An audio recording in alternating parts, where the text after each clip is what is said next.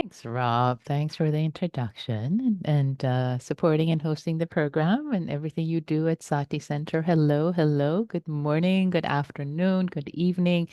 I know we have a lot of different time zones here and people joining from different places. So let's at the beginning, as we gather, as we warm up, I'd love to invite us all to just say hello. And actually, I appreciate that now I got spotlit, but actually, I want to ask everyone to put a gallery view on so you see each other because with today's topic, a sense of common humanity is really, really important for our contemplation and reflection with life and death. Life and death. It's later you can switch to seeing me, but right now, as we come together, as we welcome ourselves and each other, I also want to invite you to, yeah, if you would put in chat where you're zooming from, maybe your name, where you're zooming from, or you can unmute yourself. And I'll do that. And I invite Rob to do that too, because he's not where you think he is. Um, I'm Nikki. I'm in Mountain View, California, unceded Ohlone land, Pacific time, welcoming you. Rob, I'm going to ask you to do the same. I am currently in Edinburgh, Scotland, a cold and rainy Edinburgh, Scotland. That's great. And hellos are coming. Oh, this is great. I love it. Thomas says hi from Switzerland. You have lots. Portugal says hi. Jennifer from Braga, Portugal. Federica from Italy. Carolyn from Lake Tahoe. This is awesome. Miranda from LA. And from Germany, Berlin. Lisa from Berkeley. Berkeley and Berlin represented. Jerry from Albuquerque. This is great. Wow, we really do have a lot of time zones and we're quite international today. Wow. From they're coming in faster than I can keep up. Tucson, Loveland, Colorado, Virginia, Bay Area. Hello from Tenderloin. Yes. San Francisco, San Diego, Maryland, Stockton, Burlingame. Yes. Oh, this is so great. This is so great. Hello, everyone. Oh, this is lovely. And just taking for a moment and landing with that, right? Landing with the sense of all us human beings, wherever we are, whatever our background, wherever we live, we are alive right now in this moment, and we are going to die. It's part of being human. This is a part of the reflection of Maranasati, Maranasati, Marana, death, the Lord of death, Mara, the Lord of death, Marana, death, Sati, mindfulness, awareness, awareness of mortality, awareness of finitude. To bring the sense of awareness of finitude as we reflect with one another in the sense of common humanity of our container. So this is really the very first thing to connect with, and I like to now lead a guided meditation for us to continue to really feel into um, this appreciation of common humanity, normalcy of death, whatever arises passes away. And right now we have arisen due to causes and conditions, all of us in this moment together. And we will pass away to really grok that, to really appreciate the truth of that. So I'm going to change the mute setting so unmuting won't be possible so the space stays quiet during the guided meditation and ask you to get into your meditation posture, whatever might be comfortable for you, sitting, standing, even lying down if you're not going to be falling asleep, that's okay. If you are sitting, allowing your back to have an upright posture,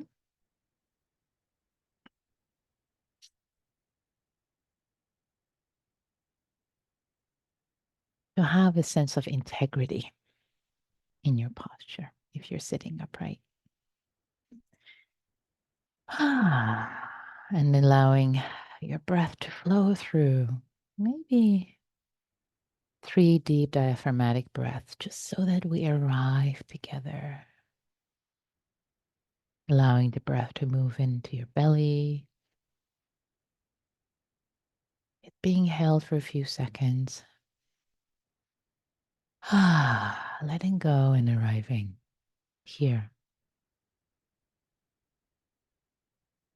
Another breath, in breath. Held for a few seconds. And let go. The breath coming and going. And one more. This life-giving breath. Holding for a few seconds and then letting go.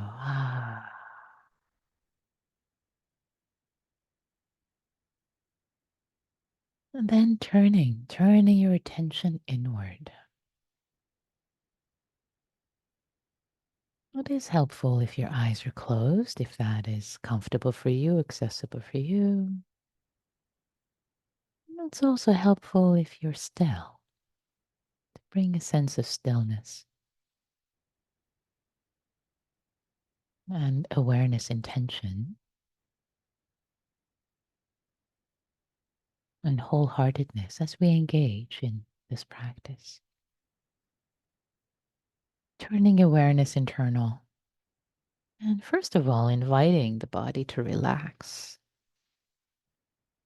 Invite the body to relax, the mind to relax. We learn best.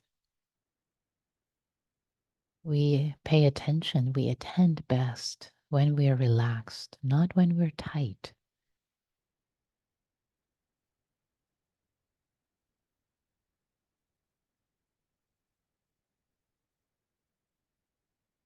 So taking a few breaths time, let the breath be natural. Allowing the body to relax more, soften more. Our heart to relax more, soften. And to receive the sensations of being alive in this moment. So many sensations in the body.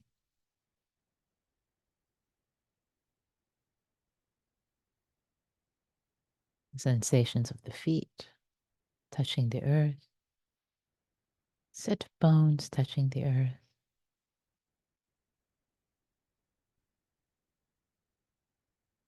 Tightness, pressure, softness, and hardness.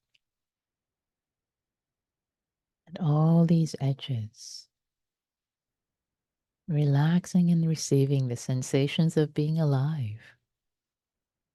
The sensations, not the thoughts, not the ruminations,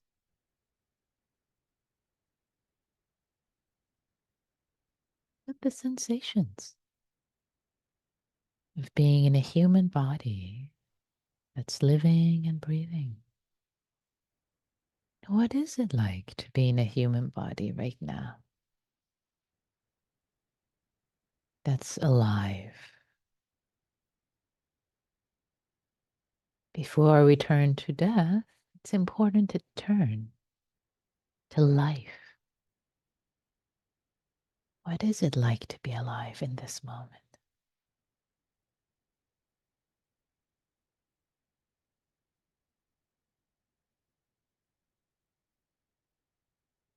Maybe you notice the breath, sensations moving through.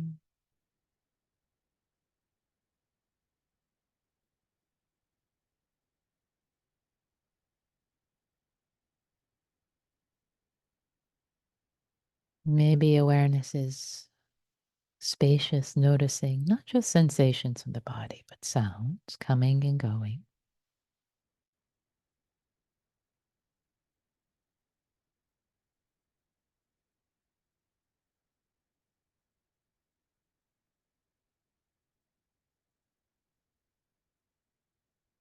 So the invitation right now in this meditation is to relax and receive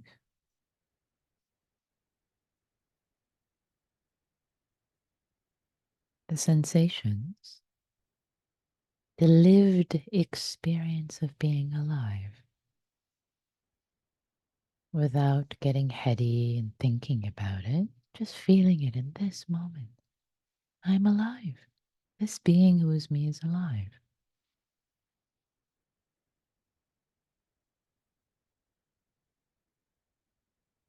And how does it show up? In the felt sense.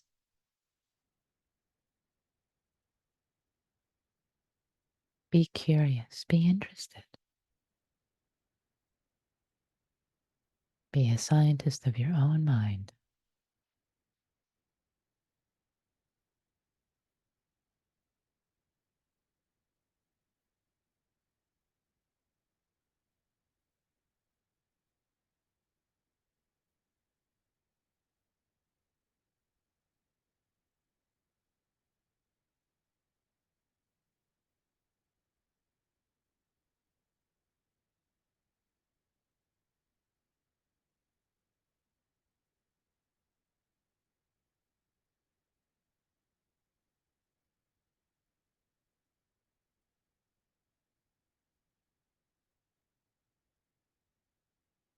And yes, having thoughts is a part of being alive as well.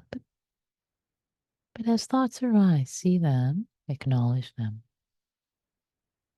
Yes, being alive includes not just sensations, but thoughts and emotions. See them arise and pass. Don't get entangled in thoughts right now. We want to turn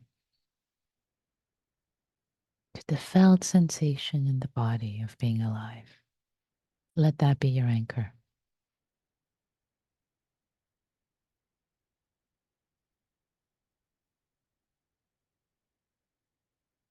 And see one thing that you can notice that you haven't noticed before. Inviting freshness of vision, freshness of perspective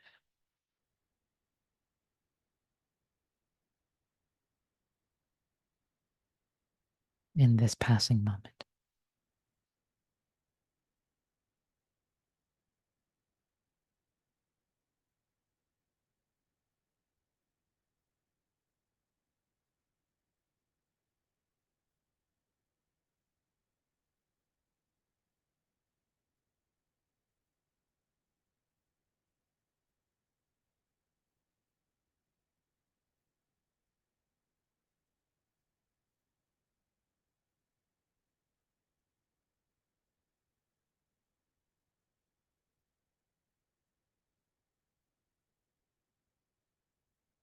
Now, what is it like to be alive? What does it feel like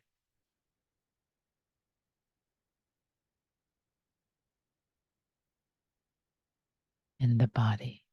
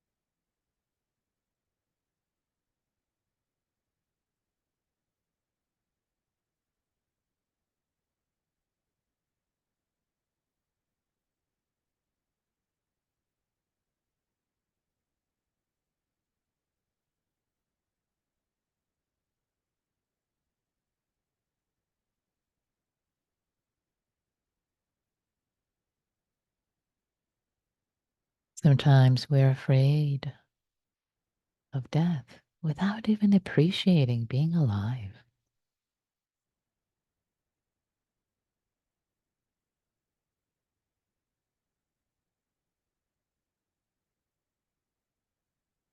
without tuning into this miracle of aliveness.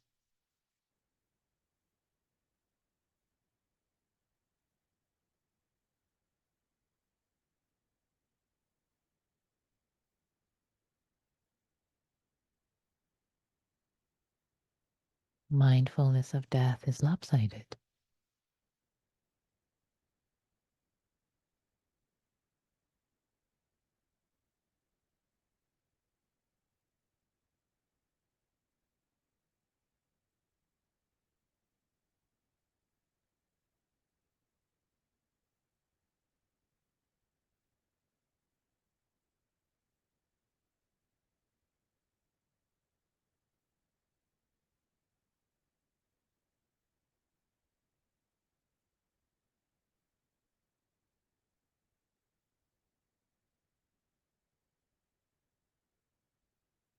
This is the water we swim in all the time, this aliveness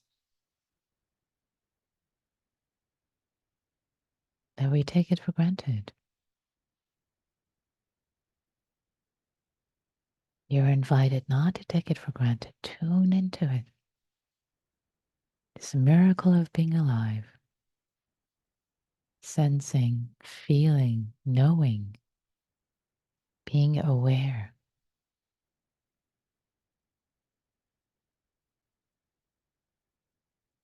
having agency, intend to shift, move your attention, to know.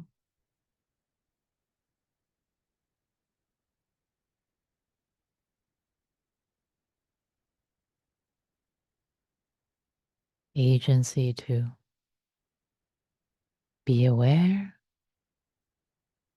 cultivate wholesome thoughts and actions, say wholesome words,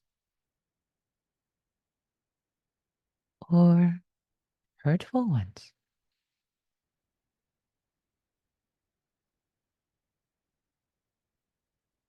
Tuning into aliveness, the channel of aliveness in this body, heart, and mind.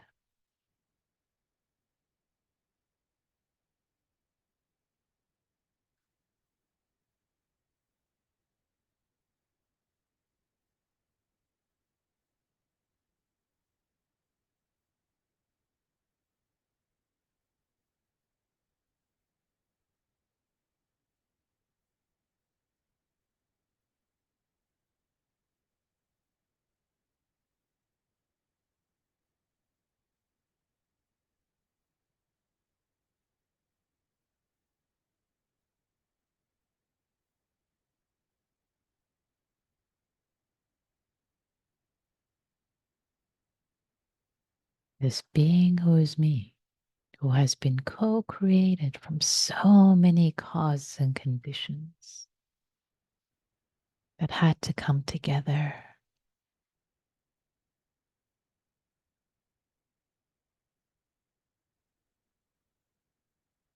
is alive here for a limited time.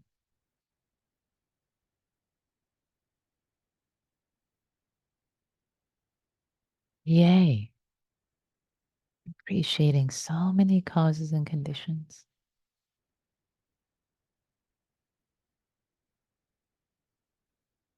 that had to come together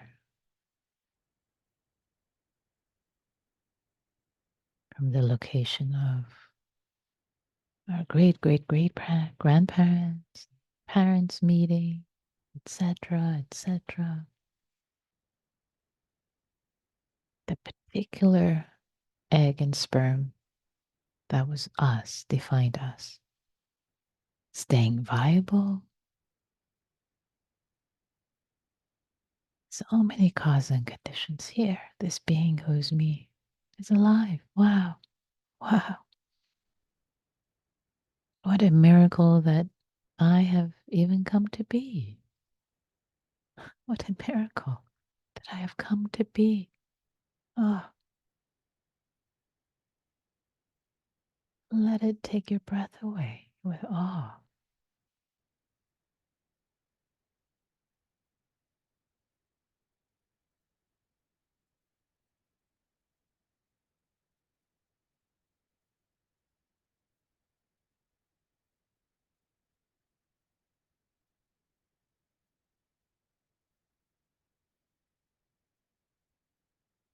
What a miracle that I am in this moment. This being who is me, whatever this being is, with consciousness I don't understand, functions of the body, cells, immune system, I don't understand how this me works. Yet I'm here, I'm conscious, I'm aware. Wow, I'm alive. This being is aware. Wow. Wow, that has it has even come to be for a limited time. What a miracle.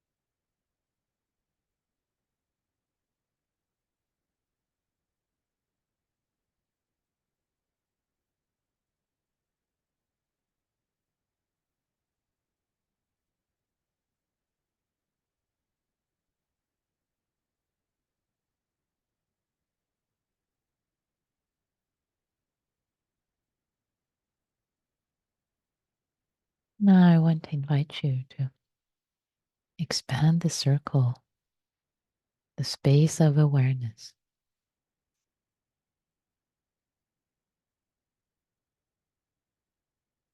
and include not just yourself, but other beings to whom you're connected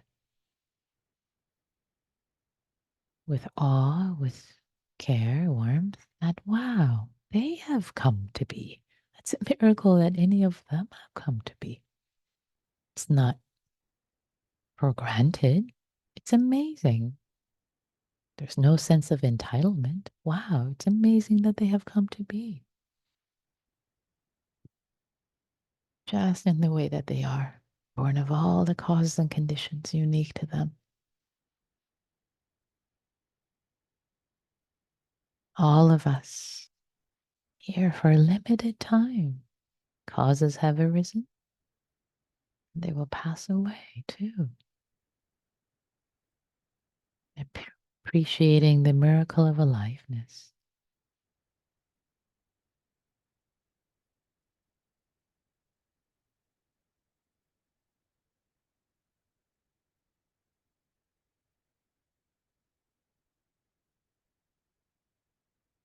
Now expanding the circle further and including some beings whom we cared for, we loved, are no longer with us. The fact, the miracle that they came to be for as long as they came to be in this world. Wow. So many causes and conditions had to come together for them to be exactly as they were. And we cared about them. We appreciated them so much gratitude for their unique, special beings having arisen. It wasn't for granted, not to be taken for granted.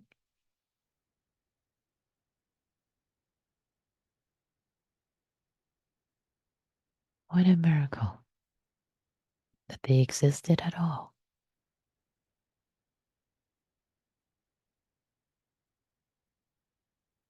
If any of one of the causes and conditions wasn't present, if the parents hadn't met or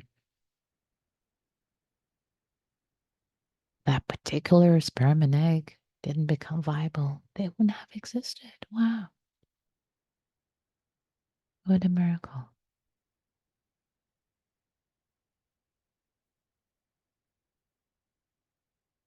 that any of us come to be for a limited time.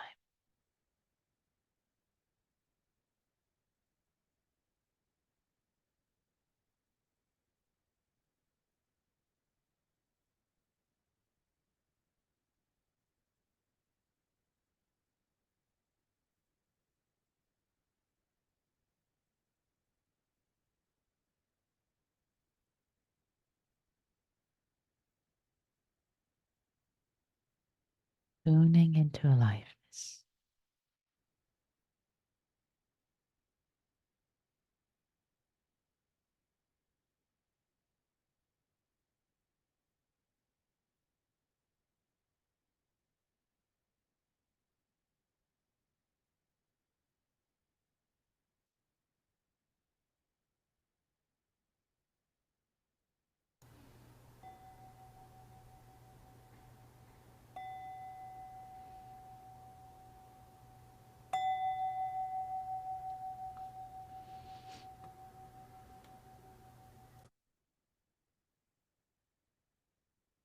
Thanks, everyone. Thanks for your practice. So, in the moment, I like to open the floor for reflections, comments, and what came up, observations from your practice. So many different themes I introduced in this little guided meditation. I see some of you are smiling, going, "Yeah, that was a lot." Yeah. Uh, um, so we started, if I can remember the themes, we started with arriving in our bodies, settling with the breath, and relaxing and receiving, not so much focusing going out, but relaxing and receiving the sensations of being alive, the sensations of the body, the feet, the sit bones, the sensations of the breath. Wow. Tuning into this water that we swim in, this sense of aliveness and appreciating aliveness coursing through our bodies and opening up a little further to sounds arising and passing. So I brought the theme of arising and passing in there a little bit, which we'll lean into more later, the impermanence of everything. And of course, thoughts arise and pass as a human being when as part function of being alive, and yet the invitation was to acknowledge thoughts and release them so that we don't get too entangled, but to really come to the appreciation of being alive in this moment right here, right now, because we usually miss that. Sometimes we're afraid of death of ourselves alive without even appreciating this miracle of being alive. So we started by tuning into the to what it feels like to be alive in this moment, appreciate the aliveness coursing through our veins, having awareness, consciousness. So that's the first thing I wanted to invite you to really feel into. And maybe I'll share my practice report here as I'm going through it, and I'll invite you later to share yours. For me, there's a sense of exhilaration. Wow, what is this? This being is alive. Wow, this is amazing.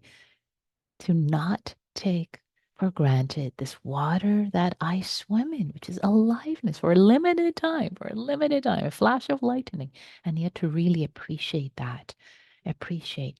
And then from there, tuning into the sense of capacity. Yes, I don't understand what this being is, right? There's the immune system, and there is the cells, and there is the consciousness. Philosophers have been philosophizing for thousands of years. We don't know what it is yet. We got it, right? So this having this sense of awe, amazement for what this is, not a sense of entitlement, wanting more. Like I want more. Like yeah, yeah, well, turn to what this is incredible. What you have already, and the sense of agency to think, to intend, um, for wise action. And when I say wise action, actions in Buddhism are both actions of thought, actions of mind, speech, and body. So thoughts are actions of the mind. You have agency to think wholesome thoughts, to think kind thoughts about someone, about yourself, warm, loving thoughts instead of nasty thoughts. You have that agency. You have agency to say kind words, kind actions, to tune into wow, sense of awareness, aliveness, agency, to appreciate that instead of feeling like, well, I don't know, I'm just gonna die, right? So we really need to feel the um the fullness of this being. And then I asked you to turn to the cause and conditions that have the amazing number of causes and conditions. Again, I didn't want to be too wordy in the guided meditation, so all of it was a sketch, but the cause and conditions that really had to come together for us to be here from our great grandparents, all the generations, our parents being where they were, meeting, liking each other, or for whatever. And actually, with the biology of it, those of you who are biologists, the probability of there's so many sperms that enter the channel, and only one of them survives and makes it, and that each particular sperm makes a particularly unique individual. So each of you is because that particular sperm survived and the egg survived and kept being viable, which again is a miracle because there's so many things that can go wrong in the process. And wow, that you've come to be is pretty wild. The probabilities of it. Actually, I looked at the probabilities. It's maybe I'll find it. I don't have it right in front, but it's like it's it's so low. It's lower than winning the lottery, and the odds of winning the lottery are pretty low, statistically speaking. So this statistically that for you, this being whose beer is such a statistic anomaly that you even exist and that you're here. You've survived all the things that have come your way through your life. So appreciating that, appreciating the miracle of aliveness, that wow, I am here for limited time. Then when you appreciate that you are here for limited time. It's not a sense of, oh, I'm gonna die, or it's like I want life to be longer. I want it to be. But there's a sense of, wow, I have even come to be. When you appreciate that you have even come to be, your heart feels nourished. That you've even come to be, even for a limited time. Similarly with your loved ones, I invited you to expand the circle to feel the presence perhaps of your loved ones who are alive and the miracle of them being here as they are. And then maybe a few of them who are past. The fact that they even came to be. You cared for that particular individual, how unlikely it was that they came to be at all. What a miracle. And that brings a sense of gratitude, not a sense of defeat or sense of what's the word I'm looking for? Yeah, complain like, oh, it's almost like Woody Allen, like, oh, life is too short. Life is hard and it's too short anyway, or something like that. But it's not a complaint that, oh, we have to die. Why do we have to die? Why do human beings have to die? Well, it's more a sense of perspective of, wow, we get to be. How amazing, whatever this thing is, this being, this aliveness, we get to be, and we get to have agency. We get to interact. We get to love. We get to lose. We get to change the world, have impact in small ways, big ways. So that was a bit of an arc of the guided meditation, and there's a lot in there. So I'm going to pause and invite reflections, invite yeah, what came up for you? You can type them in chat if you like, or actually, it's better if you raise your Zoom hand so we can have a bit of a harvest. There was a lot of material there, so what came up for you? And also to say, as I invite you to share your practice, if you would, is that your sharing is a gift. Um, to everyone, to the community, as you share a bit of yourself, a bit of your practice. It's a gift to everyone. It helps all of us deepen together in this space, and it's also a gift to yourself because you allow yourself to be held witness by me, by others, and something actually happens when we speak up and we say out loud. Our insight, our um, yeah, our insight deepens being witnessed. So, invitation for you to share what came up for you or questions, confusions. It's all okay.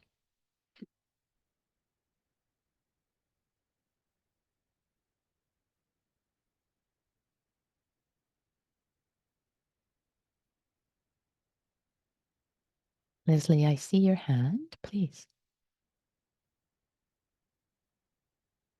I just wanted to offer a comment that was kind of an unusual direction of reflection for me. Um, it's like what we're doing when we follow your guidance is entering what I call both and land. And it's like death and life don't exist without each other. That sounds abstract, but it didn't feel it at Yeah. all. Yeah, I, yeah, absolutely. Yeah, it's I would not abstract at all. lie if I weren't going to die, and I wouldn't die if I wasn't alive now. Right. And it's like this both and Hmm. that can't exist without each other. And that Yes. just felt that like Yes.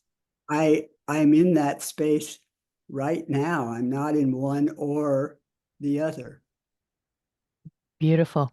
Yeah, exactly. Yeah, what you're pointing to, I appreciate your comment, Leslie. What you're pointing to, this insight, the way I feel it usually and speak of it is that life and death are so close. They are right here, right now. Yeah. They're not so far away.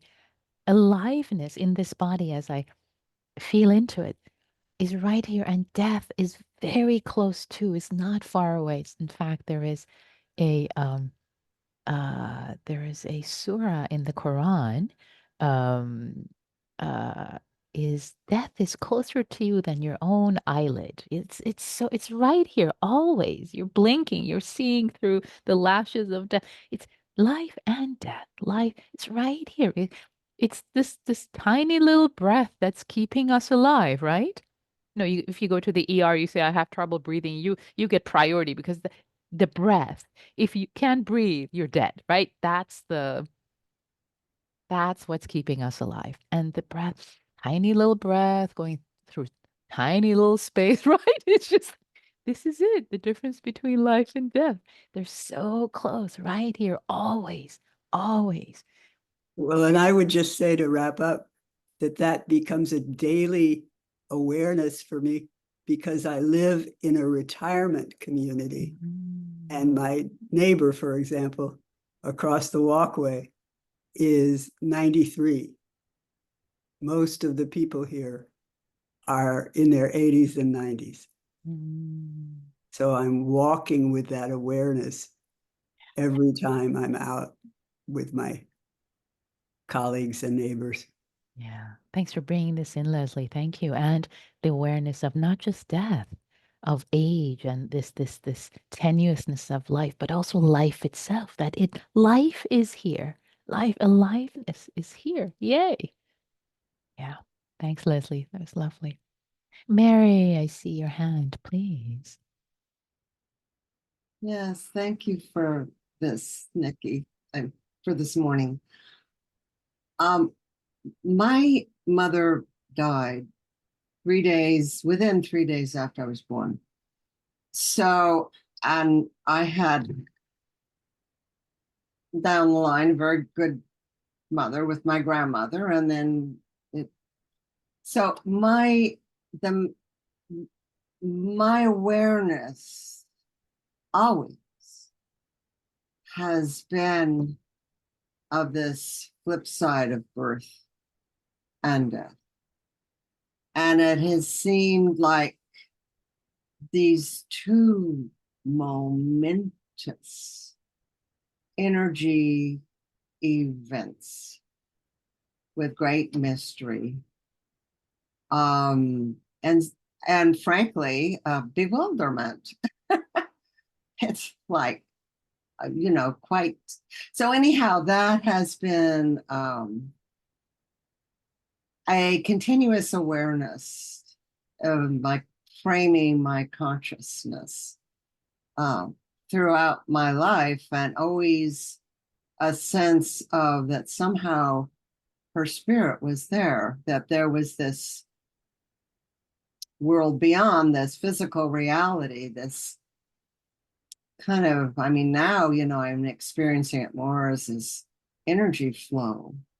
But anyhow, I'm spending quite a bit of time with my practice trying to deepen my embrace and my understanding of this, because it's still very bewildering. So thank you for this morning. Yeah, thank you so much. Thank you for bringing this the profundity and the closeness of birth and death, and how for you really, Marilee, it's been a lived experience. Yeah, exactly. Conjoined, and actually in Zen, it is a conjoined phrase, birth dash and dash death, birth and death. They come in the packages like just one phrase, birth and death. Um, and as you talked about these bewildering experiences, um, I want to expand that, if I may, and include life as a bewildering experience, right? Because and maybe not bewildered. I like, perhaps, if I may, I'll substitute the word miraculous, just miraculous, because I don't understand birth. I don't understand death. And I also don't understand life, right? Maybe we have lenses, particular lenses of, biology or physics or economics, but in the big picture, we don't understand really. I mean, our physics really, I mean, even what we know, the human knowledge is so limited. Um, and there are aspects of, say, physics that open up to realities that are so woo-woo that our minds just cannot contain. So we don't really understand even life, how all of this comes to be, or even biology, how everything it's so we live in a miracle. We get born in a miracle, we live in a miracle, we die in a miracle. And we and often we don't open up our minds to it, because yeah, we need to, there are functional, things that need to function. We need to put food on the table and take care of ourselves and wash ourselves or brush our teeth, so can we hold both of those truths, not completely deny one? um and and and actually, I claim that awakening, freedom, is a perspective that allows you to include more than just the mundane. Because when you get stuck in the mundane, right, your vision becomes really, really tight. Oh yeah, I'm going to live and then I'm going to die and then that's it. But when you expand it all, both to birth and death, and also everything that happens, all the interconnections, all the interbeings. As Mary Lee, you were talking about energies, the sensing of I, feeling that my mom's care, my mom's energies, and just feeling that there are things here I don't understand.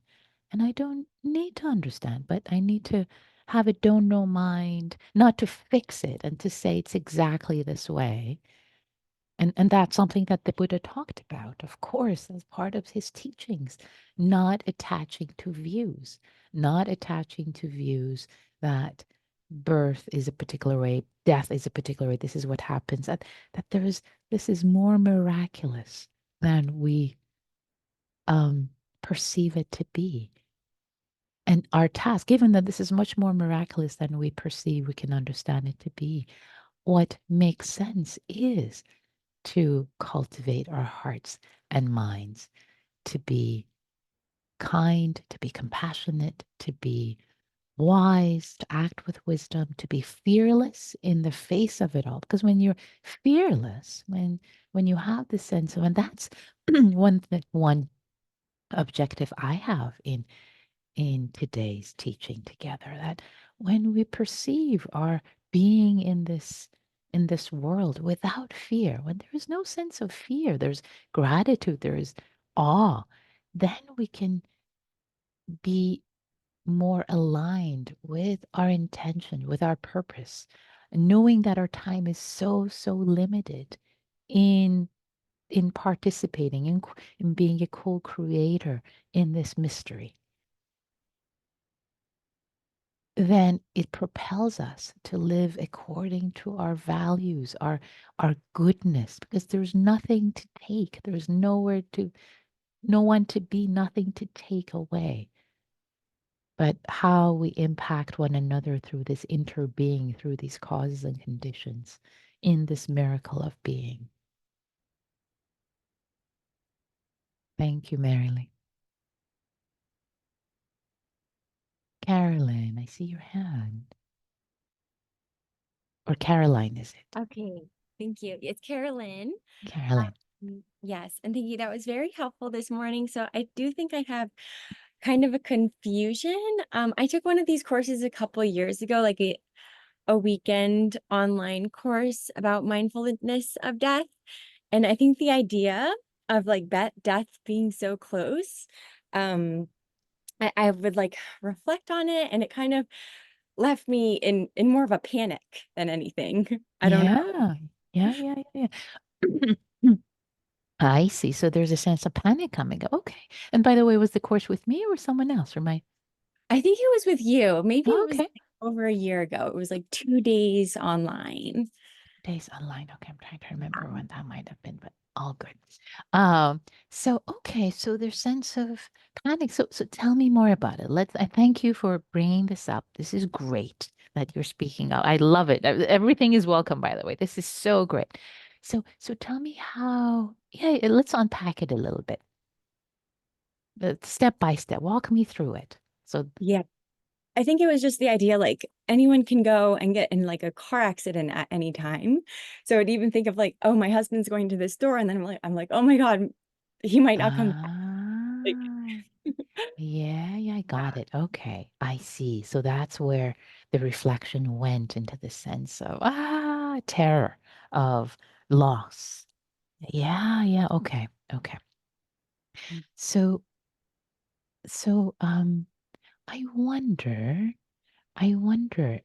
if there might be cases, an experience that you might have had when you were younger where that actually happened when someone just dropped away from your life. Yeah, and I think that's the thing for me. I've been very lucky. Like I haven't lost anyone like close Yeah. to me, but I've seen other people go through it. So maybe I'm just afraid of that. Yeah. It's, often it goes back, if it hasn't happened, has it been a case that maybe a friend or relative just dropped away from your life? Perhaps? Because I tell you, in the past when I've heard folks talk about it, mindfulness of death impacting them in a similar way that you reported. It has been that they have had an experience of just the door closing, and it could have been either losing someone very quickly, either to death or travel, or just that person saying, I'm not going to talk to you anymore. It's like, oh, there's a sense of like, it can happen. So that sense of a fear or trauma, which is there. And so that's why I'm asking you with it. And if that's then there are some ways to work with it Okay, specifically. that makes sense. Yeah, I can't think of, I'm sure just like friends have closed the door, but in my mind, I didn't feel like it affected me that much, but maybe it really did. I don't Yeah. Yeah, know. feel into it. It's again, um, not in real time, but here's the invitation, regardless of what might be any of these. Sometimes these experiences, they bring the sense of the trauma that anything can happen in this moment because they're not really sat with or resolved. That it's okay. Yeah, Mhm. anything that can happen. It did happen. For example, this friend closed the door, or oh no, I remember I heard this news of, when maybe I was in kindergarten. Oh, this kid didn't come back, and I was mortified. Like, oh yeah, I had totally forgotten about that. Um, so allowing yourself to work with that particular instance of, yeah, it happened, it was painful, and to work with the pain, the grief, the trauma of that, and to allow that to um serve as a source of strength and resilience, that yes, things do, it did happen, because you need to make it specific. It's not about, oh, things happen. It did happen. And in the big picture, it is okay. It is painful, it is difficult, and in the big picture, it is okay. It is okay. You have to have the sense of okayness with a particular example, not with the generalities, right? Ma- Really sit, it is okay. I am okay. It is okay. Even though it's hard, painful, all of that, acknowledge all of that, and to feel that, to really work through being comfortable with being uncomfortable. Being comfortable with being uncomfortable in a particular instance, in that particular case, right? And Mhm. then it can it can expand to all these probable cases of, oh yeah, my husband going to, like, yeah, it's okay. Things can happen in the world. I've been there, and I can be okay with not being okay.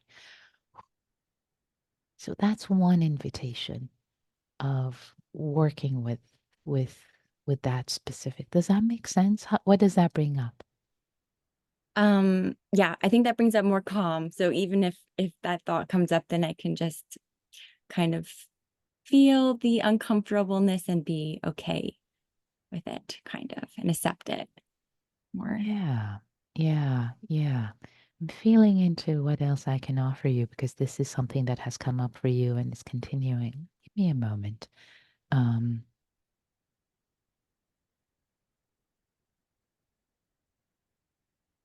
yeah, there's one other piece I want to offer to you.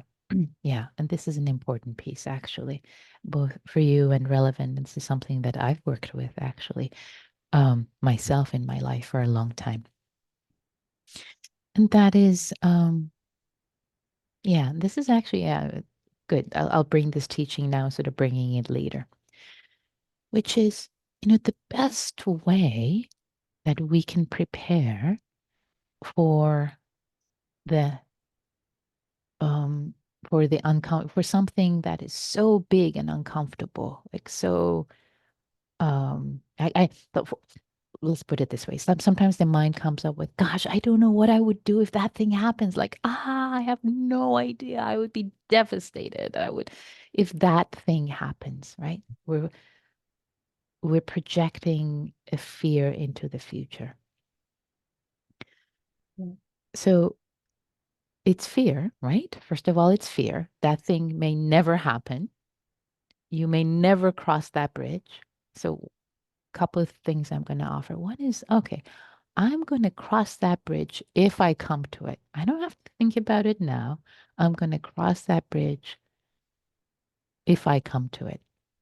And I can't tell you how many times I've used that. That's really been a mantra. I'll cross that bridge if I come to it. I'll deal with it then, if I ever come to it. And then with that, because really it's really fear that is making a boogie person like but in this moment, and then bring your awareness to this moment. Am I okay in this moment? Are things okay? Well, okay, there's back pain. Can I be okay with how things are right now? Well, yeah, things are uncomfortable. Maybe I have a headache, I have some anxiety, but I'm okay with this. I can be okay with this, right? So as long as we grow our hearts in being okay, containing, being comfortable with whatever is uncomfortable in this moment. That is the best training for meeting whatever in the future might be uncomfortable. Does that make sense? This is a very important point, and I'm not just offering it for you, Carolyn, but for everyone. This is a huge teaching. The the best way, first of all, recognize fear. Number one, recognize that it's future projected, it's making it harder than it is. And we always find we have more resources than we fathomed we had when we meet something in the moment. When we project into the future, I don't know what I'm going to do with this. If this thing happens, I'll be lost. Yeah, you have no idea what resources you might have in the future. But when that future, if you think about your past, and you've probably gone through some experiences that you thought, oh gosh, if this thing happens, if I lose my job, or I don't know what I'm going to do. But that thing happened, and you found the resources to go through it, to be with it. We find resources in real time that we don't fathom are accessible to us. But fear doesn't see that. Fear sees, oh, you'll just be lost. Mhm. So, the best way to prepare for whatever the future might bring is to be okay, to expand your capacity to be with this moment.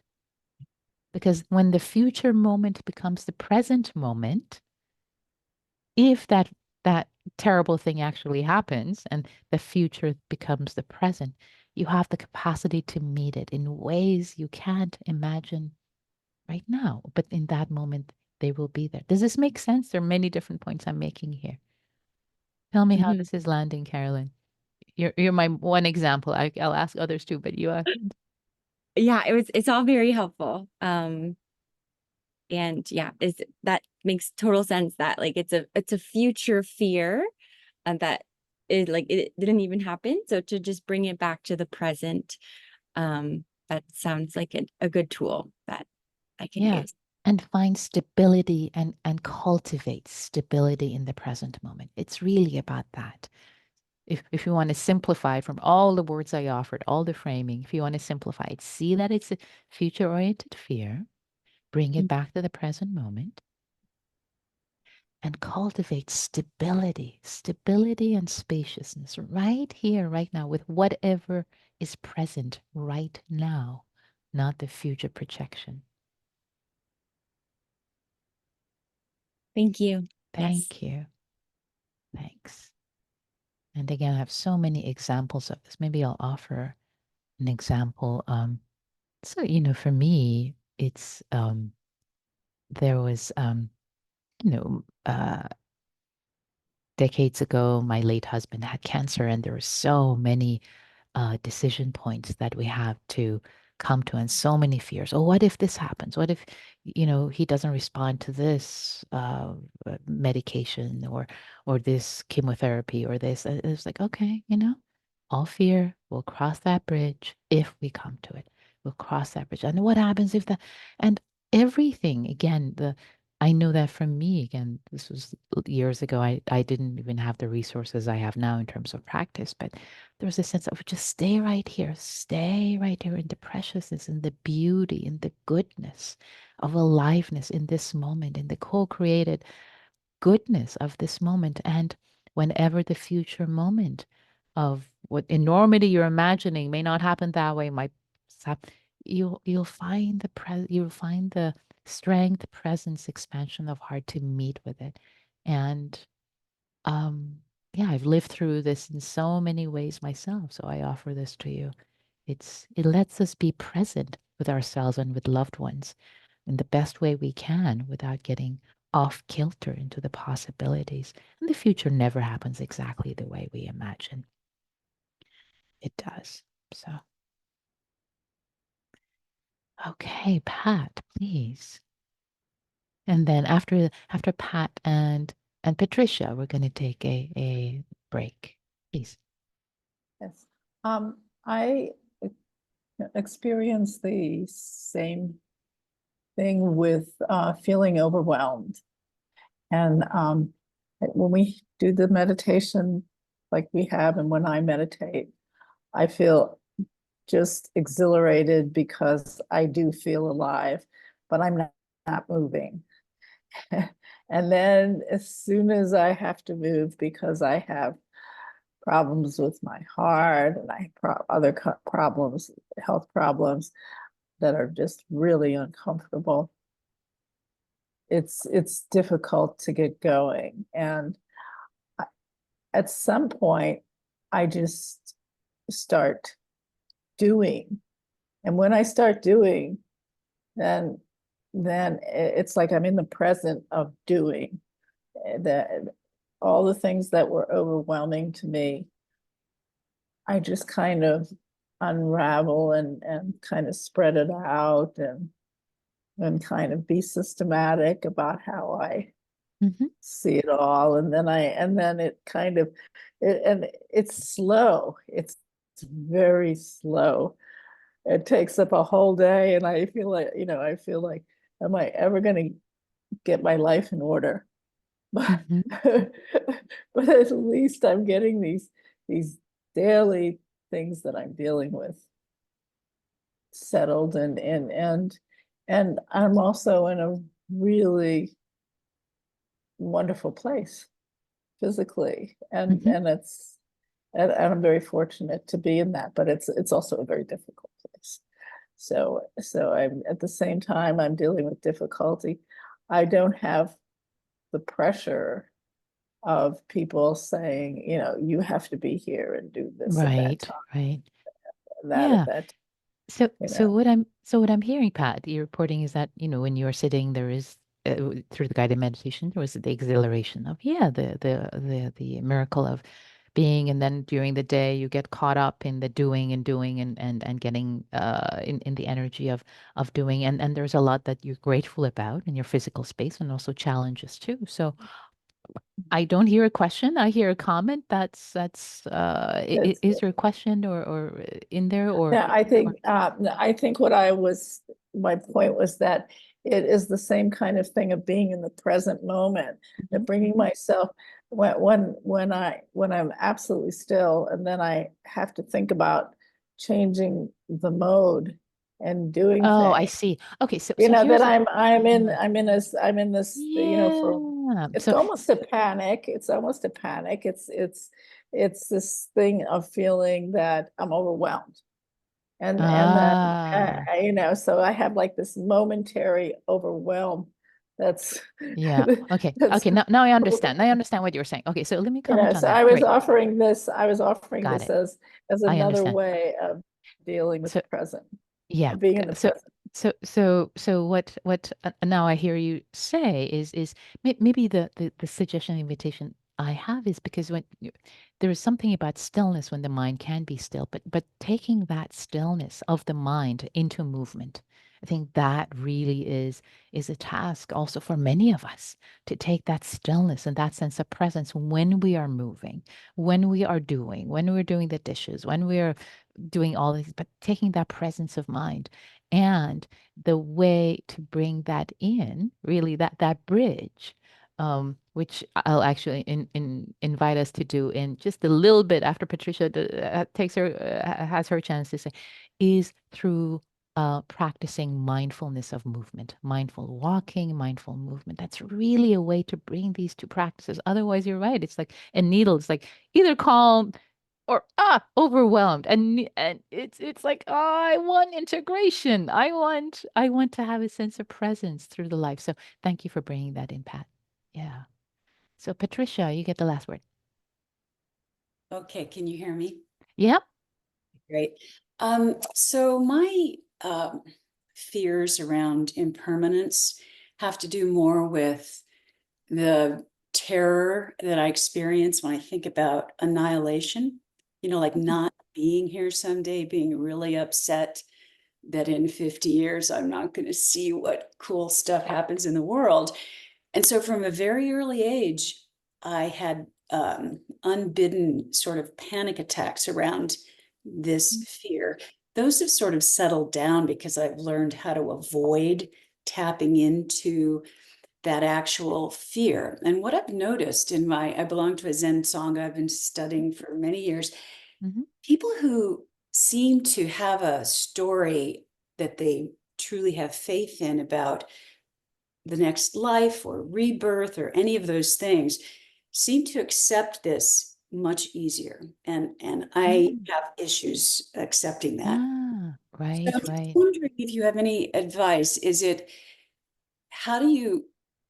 necessary to cultivate an acceptance of a story about what might happen? Or if, as I believe, man, that's pretty much it. Yeah, That's scary. yeah. That invites the terror. So how Right, right. hold, Yeah.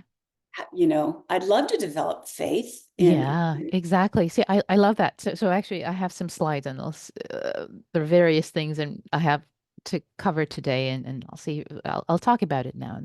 And so basically, what you're talking about is this, idea of terror management theory that basically, for some people, for some folks, especially more strongly, there's this sense of terror that comes when they think of, I'm going to be annihilated. There's nothing, and there are various ways to work with that fear that people use, and one of them is what Stephen Cave, the philosopher, calls immortality stories.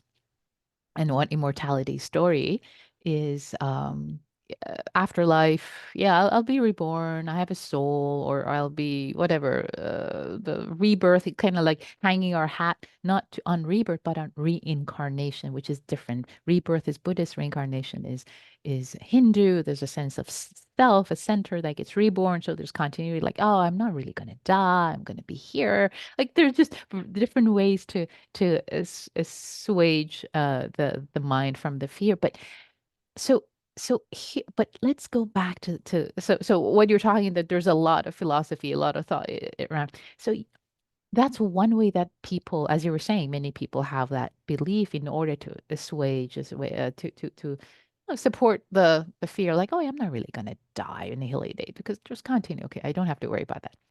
But mm, let's go back to the fear itself, really. The fear itself, the fear that, let's go back as you described it, as I heard it, was this the fear of, I'll be annihilated. I won't be here to see the cool things that happen. That's one aspect of it. But there's a sense of, I'll be gone. I will be gone. So the Buddhist answer to this really is, guess what? There, what you take to be you isn't really you. You're born of causes and conditions that have come together. You're taking yourself too seriously. That this isn't I, and I want to be here, and I'm solid. And what Buddhism says is that is really relativity. That this being that has co-arisen is part of causes and conditions, and is going to go back into nature and co-arise and be part of other cause and conditions. So it's a different way of seeing and being it. Being um with the idea of self, not really make uh, uh coagulating into the sense of self that is solid and it's a real thing and it's annihilated. So in a way, it, the Buddhist perspective or insight into freedom, when the mind really opens up to seeing it, is that, it's like, yeah, you're falling, you're falling, but there's no ground. There's no ground to fall onto and to be crushed. Because that's what the fear is, that, yeah, death, I'm falling, and I'm going to like bang. But emptiness, which is interdependence of all beings, yes, it's as if you take a leap into nothingness and then there is no ground. So there's no shattering to be done. So it puts a big question mark next to that annihilation. So there's an assumption that you will be annihilated. So, which with these immortality stories try to address it in a very solid way, like, oh yeah, no, there's, but, but the, but Buddhism really pulls the rug from under the whole thing. So, the invitation that I have for you to consider is is not, how should I put it so that it will be accessible?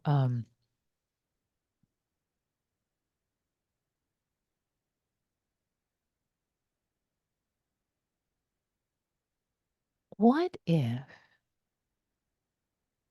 an investigation or a study of this being who is you do a study of the self and you don't see yourself as as this Patricia, blah blah blah blah blah, only that way, who has an arm and a leg and home, but you see yourself as a reflection, in a reflection of all the beings, all the things that reflect you back in the world. You see you're this being that is you in the relationship, in the interbeingness with everything else. Does that make sense, what I'm inviting you to see? It makes intellectual sense, and I do think that attachment to ego and self sparks this fear of annihilation. But that to me is an intellectual understanding in a way. It's not comforting, and I don't feel it. Like, Yeah. it happens when I contemplate just Yeah. not walking around the world anymore, but I don't know how to fully embrace what I do have the insight to understand intellectually. Yeah. Yeah, I get it. So I tell you the way that has happened for me, really, and I'll invite you um it's really through sitting, meditation and retreats, and it's not so much the the uh thinking, the psychology of it, but it's really making peace with impermanence. That's Yeah. what I suggest you do. Mm. Make peace with impermanence. Make peace with the comings and goings of things. Yeah, the breath, or that's really the crux of it. I think, as you talked about it, like making it embodied. Um, and that in Theravada, there are three doorways to awakening. They sound intellectual, but actually they're practical ways that you practice.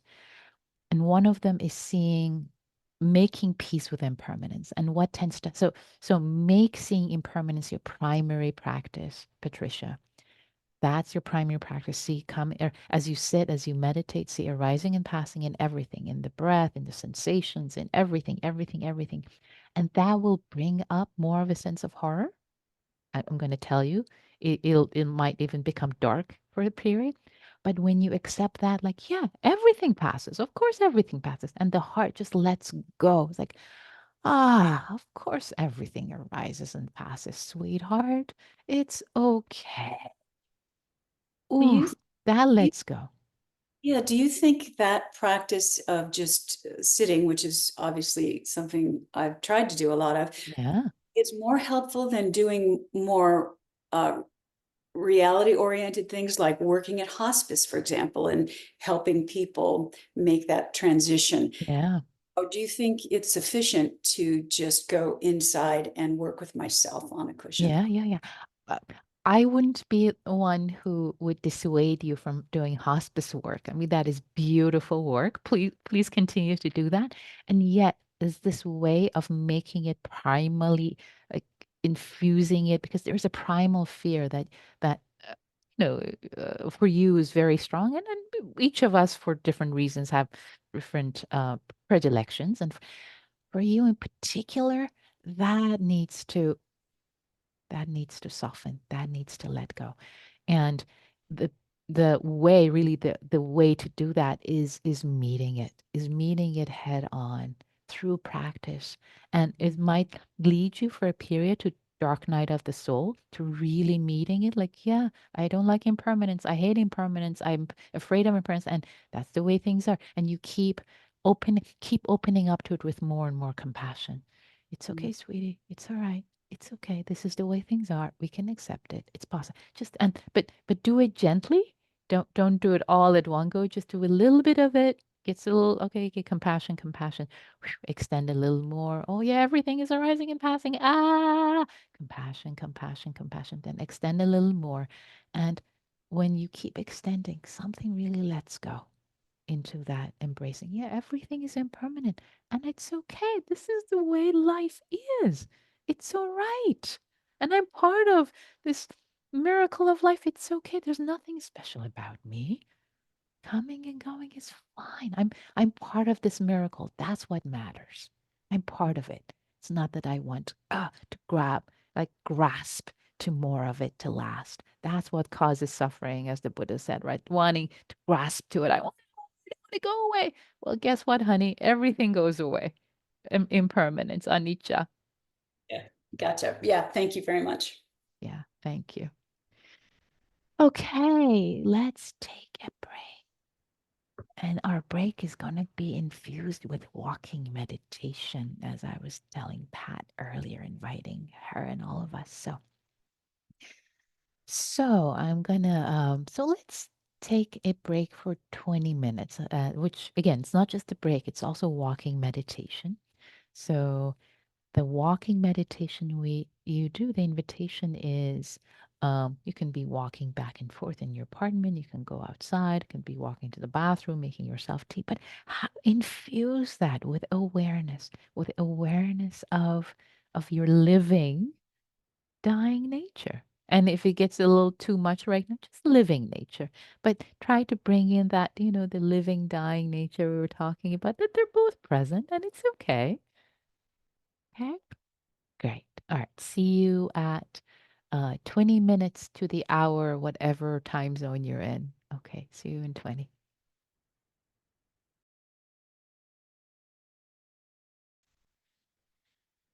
Ah, nice. Life, and death, life and not life. So different directions we can go. So just to share with you this morning as Rob and I were checking in, he was asking me what outline I have. I usually have very detailed outline, and at 9:43, this thing was going to happen, and it's going to be a breakout group for this many minutes, etc., etc. And today I don't specifically. And what I shared with him, I share with you, which is I have a lot of material. I've taught retreats, 7-day retreats, day longs, etc., immersives on this topic, courses.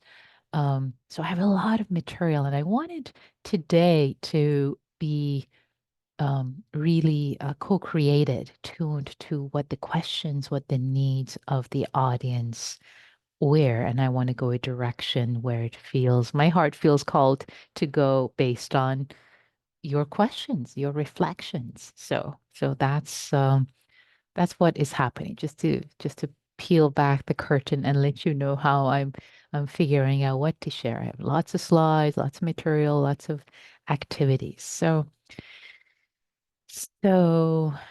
yeah, so this is where, okay, it feels, my heart is feeling called to go now. Maybe what I like to do is maybe share a few slides, um, and then do an interactive practice in small groups. I think that's the direction. Makes sense. Okay, I'm co-creating the program. Yeah, we do a small um, inquiry in small groups, which I think is going to be very helpful. Yeah, and then there is a sutta that I do want to cover today with you, which will lead into a guided meditation that I will offer. Okay, let's do that. So with that, we have what Aaron 15. Okay, great. So let me pull up slides. Yeah. Um, yeah. So slide share. Let's see here. Slideshow. Here we go. Play from current slide. Okay, let me share my slides. Hopefully this will work fine. There, you can see my slides. My slide, one slide. Okay. All right. So just a few slides before setting up the interaction. So some attitudes towards our mortality. One attitude that is prevalent in our culture is denialism, denying reality one fact at a time, ignoring death, just not thinking about it, not talking about it, not bringing into our consciousness and awareness. And this typical reaction, especially in the Western societies, is captured really well in the story of the Hindu epic Mahabharata, where the wise person Yudhishthira is asked, "What is the most amazing thing in all of life?" And Yudhishthira says that a human seeing others die all around them never thinks they will die, never thinks he will die, she will die. It's a sense of not really grokking it, denying it. And this denial of death, the idea of denial of death, Ernest Becker wrote a seminal book in 1974 called The Denial of Death. Some of you might be familiar with it. It's pretty thick. It's almost philosophical treatise and heavy reading, but really interesting, and started the field of terror management theory, which I'll talk about in a moment. And here is a quote by him. I'll just read the highlighted part. The human is literally split in two. We have an awareness of our own splendid uniqueness that we stick out of nature. And yet we go back into the ground a few feet in order to blindly and dumbly rot and disappear forever. So there is this sense of that we have this um, appreciation, understanding, I think earlier as Patricia was bringing up. So that sense of knowing, acknowledging, being aware of our own death or our own impermanence can bring up what's called terror. And again, this field of terror management theory is a field in psychology that came uh, out of this seminal book by him. And basically, the idea is that a basic psychological conflict arises from having a self-preservation instinct that we have as human animals, and we also realize we have the realization that death is inevitable. All of us are going to die, and to some extent unpredictable, and that can create a terror that many people manage then by not so helpful ways of distracting themselves, denying it, social media, etc. Risky behavior. There's some studies in psychology that actually people engage in risky behavior because of to manage their terror in interesting ways. I won't get into that, but you can look it up if you're interested in those psychological studies, and also embracing cultural and religious beliefs, as we were talking about earlier today, a bit. Reincarnation and heaven, etc., in the ways that symbolic or biological, the symbolic systems that really counter the biological reality. And again, here's another quote from Ernest Becker. We literally drive ourselves into a blind obliviousness with social games, psychological tricks, personal preoccupations, so far removed from the reality of our situation that they are forms of madness, but madness all the same. And here you are today, actually not turning away from the truth of our impermanence, but actually turning towards it head on. Maybe I'll share this one too, share this quote from him. I really like this quote because it really talks about it. It calls, so I'll read the quote. Modern human is drinking and drugging himself out of awareness, or spends his time shopping. Actually, this was modern man. This was the original form. Modern man is drinking and drugging himself out of awareness, or spending his time shopping, which is the same thing. As awareness calls for types of heroic dedication that his culture no longer provide for him, society contrives to help him forget. I find this quote quite powerful because our society does contrive to help us forget by all the ways of ignoring the reality of our predicament, really, that we have impermanent short lives, and how do we want to live them? And what he calls here, that awareness calls for types of heroic dedication. Awareness is another word for mindfulness, sati. Yes, remember? Awareness, sati, mindfulness. So, and a heroic dedication. So today we're practicing, returning towards that awareness, sati, Maranasati, with dedication. And later, as I discuss the sutta, where the Buddha teaches really the practice to turn towards death, awareness of death, this mindfulness, awareness, sati of our predicament, so that we live more fully, more according to skillful values. And I mentioned this earlier, again, I'll just make a brief pass here over it, that there is a book by Stephen Cave, the philosopher, that on immortality stories we tell ourselves in order to deal with the terror management theory. Some of the immortality theories is called story one, according to him, is the elixir story. That, oh yeah, if we in the past, in olden times, if you there was the Holy Grail, and if you drank the potion, you would live forever. And nowadays, of course, the same thing with various anti-aging formulas, so that we don't die. We deny death through not wanting to die, through various elixirs. Again, not to say we shouldn't take care of ourselves, we shouldn't take our vitamins, we shouldn't live happy, healthy lives.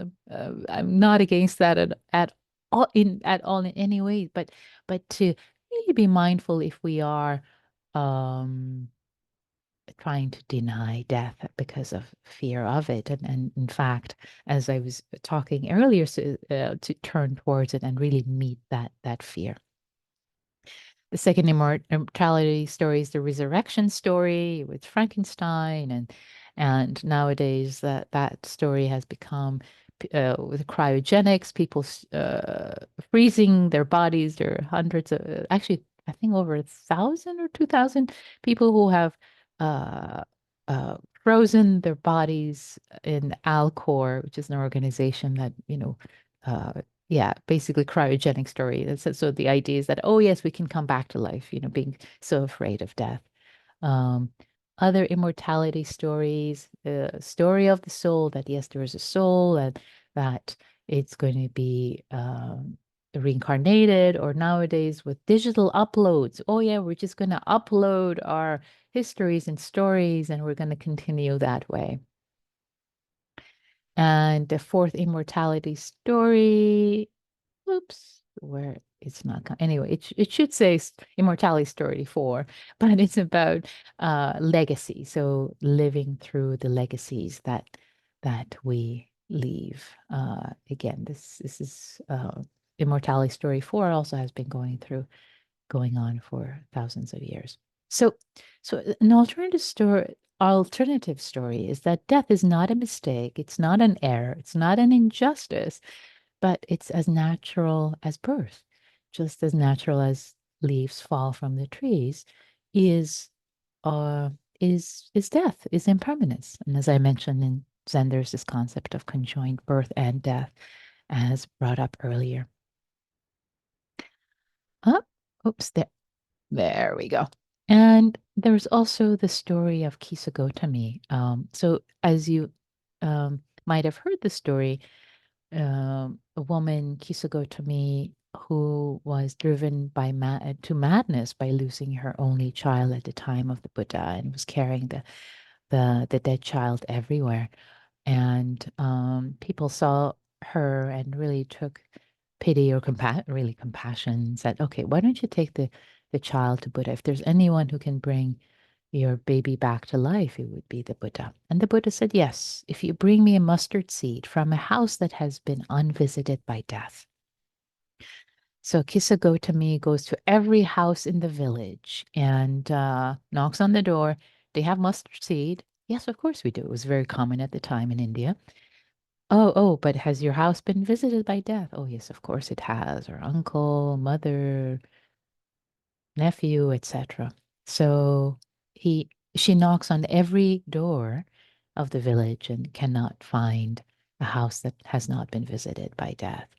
And through this acceptance of common humanity, that death is a part of life, she comes back to the Buddha and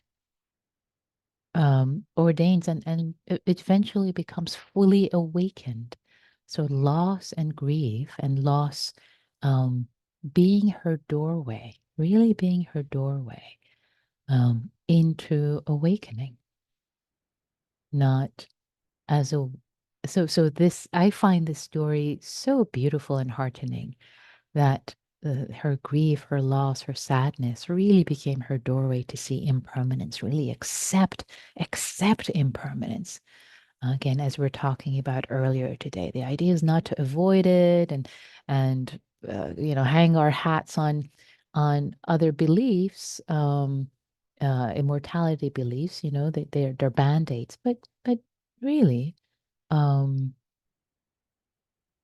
Embracing, accepting impermanence, and then the heart can relax, release, let go, become awakened, have a different perspective with much more freedom, more ease, less fearlessness in life for the sake of ourselves and others. So, acceptance. So, what is acceptance? Acceptance is not resignation, it's not giving up. It's the wisdom of peace with how things already are in this moment when there is no internal resistance. So here's a uh, a graphics I found on the web. Someone's forwarded to me. It said, with rain, what is acceptance? For example, it's raining. I don't like rain. I wish it wasn't raining. My day would be better if it wasn't raining. My day is ruined. Every day's like this. It's always like this. Why does it rain when all I want is for it to be sunny? So if we superimpose death, I don't like dying. I wish I didn't die. My life would be better if I didn't die and go away. My life is ruined. Everybody dies. Why does it have to be like this, right? You see how it can be superimposed, the same inner dialogues that we may not even see, we may not even make conscious. Whereas it's raining, yep, it's raining. It's like this. Yep, it's like this. There's this sense of acceptance. Like, yeah, it's like this. Okay. All right. So now that it's raining, how can I work with this? How can I wisely, compassionately be with this, given that this is the truth of the moment? So how can we arrive at a more beneficial perspective for the sake of ourselves and others? The Buddha says, whatever you frequently think and ponder upon, that will become the inclination of your mind. I love this quote from the Buddha, this teaching from the Buddha. I reflect on this all the time. Whatever you frequently think and ponder upon, that will become the inclination of your mind. So if we frequently think and ponder upon the horror and the death, how awful it is, how terrible it, how we don't like it, that becomes the inclination of our mind.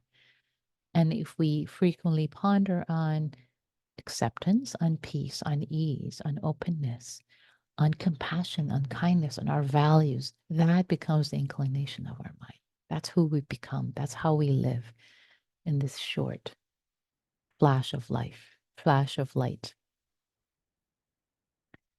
And maybe I will, you know what? Maybe I will not discuss this right now.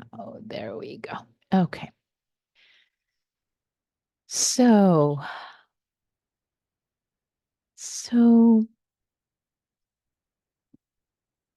in terms of where to go next, I like to yeah, actually, I'm going to shift the order. Let's do the sutta study now because I think we're now set up. Since I talked about whatever you frequently think and reflect upon, that becomes the inclination of your mind. That's the perfect segue for the sutta, which is a main teaching the Buddha has given on how to reflect on death, which will lead into guided meditation. So we'll do the interaction at the very end. Okay. All right. So that's our schedule. That's our program now. Okay. So um da, da, da, da. The sutta we are going to study together is the Maranasati Sutta. And I am going to put the link. Actually, tell you what, maybe what I'll do is I'll put the link in chat. There are different translations, and some of them I like a little more than others. But for now, I usually use a combination of translations, but just so that it's easily accessible, I will put the link for this one that's freely available on the web in chat. Here we go. And I will also share my screen. Yeah. Actually, tell you what, let me see if I can I share my translations is, hold on one sec. I can open that up. Let's do this. Here we go. Maranasati Sutta. Here we go. Okay. Excuse me. So, yeah. So, okay, we'll use that, and then I have some alternate translation, ways that I will adapt it a little bit. Okay, so all right, you saw the link. You've got the link. Yes. Okay, great. All right, so let's. Okay, so let's look at that together. There. So this translation is by Thanissaro Bhikkhu. So, as usual, every sutta begins with "I have heard" or "Thus have I heard." You're familiar with that, right? Do you know why that is? Does anybody want to share why every sutta starts with "Thus have I heard" or "I have heard"? Yes. Yeah, Marianne. Does it mean that whoever's writing that sutta did not hear that directly from the Buddha? That's exactly right. Yeah. Thank you. Yeah, because the suttas were transmitted generation by generation. They were not written down for at least 500 years after the death of the Buddha. So they were passed down generations by generations. So each they had heard it. Thus have I heard. Oh, thus have I heard. Oh, thus have I heard. Until they got written down. Exactly. Okay. So going back to it. So, and also what I love about the suttas, another thing to bring in is at every sutta talks about, that's how I heard that the Blessed One, that's the Buddha, was staying at Nadika, the brick hall. What I love is at the beginning of every sutta, you see references to where the Buddha was. And it's a physical location, which makes it really human. This was a human being teaching human beings, right? It wasn't in the heavens, etc. And what's actually quite lovely about this, so in February, I was in India doing a pilgrimage in the footsteps of the Buddha and went to the place the Buddha was born and died, and Bodh Gaya where he was enlightened, and the Jeta's Grove, which shows up a lot in the teachings, and various mango groves, and this grove and that grove. It's just to imagine. Oh yeah, there he was. You can just imagine he was sitting with a bunch of people around him, and he was just talking, kind of like us. We're on Zoom, but you can imagine you were in the room and we were, right? So it just makes it more real. Like, yeah, human beings like us, we're practicing. So there he addressed the monks. Okay, so let's think about this as practitioners. There he addressed the practitioners. Practitioners. Yes, the practitioners replied. The Blessed One, the Buddha said, mindfulness of death, when developed and pursued, is of great fruit and great benefit. It gains a footing in the deathless, has the deathless as its final end. Therefore, you should develop mindfulness of death. The Buddha is really talking up about Maranasati, mindfulness of death.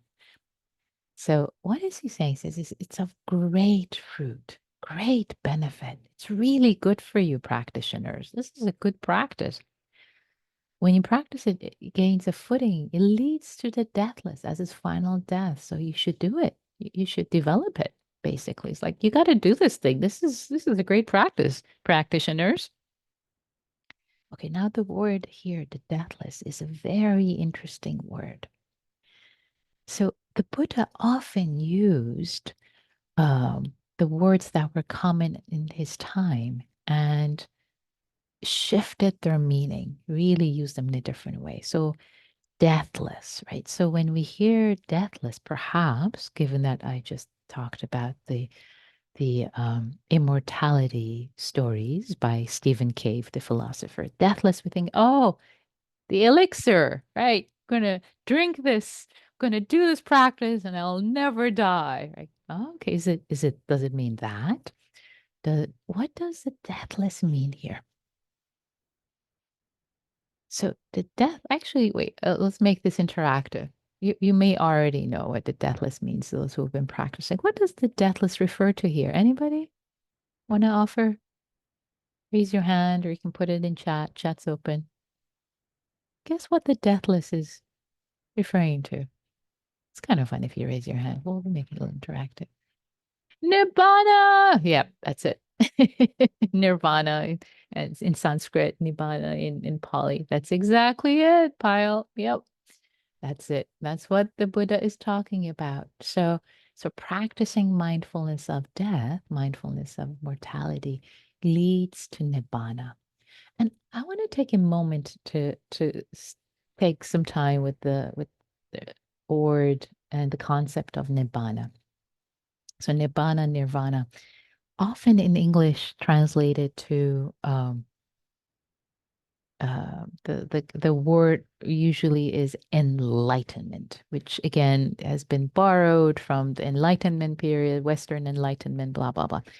But enlightenment somehow has this idea of ta-da, so you're like a Christmas tree, you light up, and um, whereas I think there's some other words that are much better and much more relatable. So awakening, I prefer that word because what is awakening? Oh, you wake up. So you were in a dream, you were seeing the world in a particular way, right? When you're sleeping, when you're dreaming, your perspective is kind of caught up in your dream world. And when you wake up, it's like, oh wow, okay, I was dreaming. Like, wow, okay, the world is bigger, more great. Just I'm not stuck in that dream that I had. So I like awakening. What I like even more is the translation as freedom, having more freedom, having more ease, having less reactivity, not being having freedom. So the world, um, you have freedom to see things, you freedom of perspective. You have more degrees of freedom in your mind, in your perspective, in the way you respond, in the way you show up. Another translation of nirvana, also, by the way, is fearlessness. Fearlessness. When you have more freedom, I see your hand, Pat, but I'm going to take questions later. Um, when you have more freedom, when you have more ease, when your perspective shifts and changes, then you're not afraid. You're not afraid of death. You're not afraid of pain. You're not afraid of difficulties. There's this capacity. There's fear. Right? Fear goes away. There's more and more fearlessness. So another, it's also it's helpful for us to not think of awakening or the deathless as, oh yeah, that's reserved for just very few people, and it's not possible for me. It is possible in this very life. Of course, it's possible. And it's possible to have more freedom, more awakening, more freedom in our perspective, less reactivity. Just think about your own life. Are you less reactive than you were before? Yeah. There are things that don't bother you, perhaps. You were really reactive about them. Now you're accepting them more. So you have more freedom. You have more nibbana. You have more fearlessness. So that can give your heart trust and confidence to continue to practice. It is possible. All right, let's continue. So when this was said, a certain monk addressed the Blessed One. I already developed mindfulness of death. So the Buddha has said, this is awesome. You guys practitioners, you should do this. So practitioner says, I do this. And the Buddha says, okay, so all right, okay, you do it. How do you do it? Describe. And the monk says, I think that, I might live for a day and night, that I might attend to the Blessed One's instructions. I would have accomplished a great deal. This is how I develop mindfulness of death. So to unpack this, and this is where I use different translations and it's basically the idea here that this practitioner is saying is that I think that, okay, if I only lived for another day and night, for another 24 hours, if I died in a day, if I died tomorrow, right, in a day and night, that how if I died tomorrow, if I practice the Buddha's instructions, if I practice the teachings, here's another, actually, another translation has it. Um, if I'd only live for another day and night, I would focus on the Buddha's instructions and I could really achieve a lot. So here, let me put that translation in chat. And I will also give you the link to that other translation. Again, there are things I like about one, things I like about the other one. There you go. And that other translation is also on the web. Here we go. Okay. So now you have these resources. You can save these resources. Okay, this is by Sujata Bhikkhu, this other translation. So what I like about this translation, this particular line, is Yeah, maybe I'll just switch to that actually right now. Okay, open that other link. Let's switch to that one. There's something that's a little less clunky about this part of the translation, but it's nice to have them all. Is this idea that um if I lived another day, I would focus.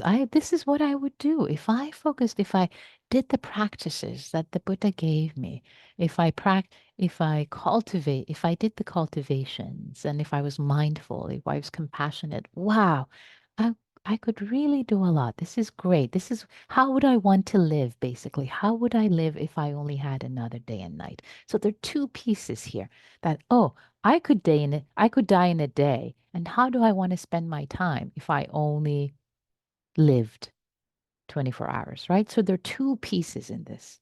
Okay? All right. So let's continue. So then another and I mean I've now switched to the other translation just for the fun of it. Okay, another mendicant, he said a monk, he says mendicant. Another practitioner said to the Buddha, Sir, I too develop mindfulness of death. Buddha says, okay, how do you develop it? If I'd only live for another day, I would focus on the Buddha's instructions and I could really achieve a light. This is how I do it. Okay, so now this one says not for a whole 24 hours, but just for a day. Now, another monk says, Sir, I too, I do this too. So they're like, you can kind of get a sense of like, it's like almost like a kindergarten. Like they're one-upping each other. Me too, Buddha, I do it too. I do it too. Right? You get that sense? Okay, another monk. Okay, how do you do it? Says the Buddha.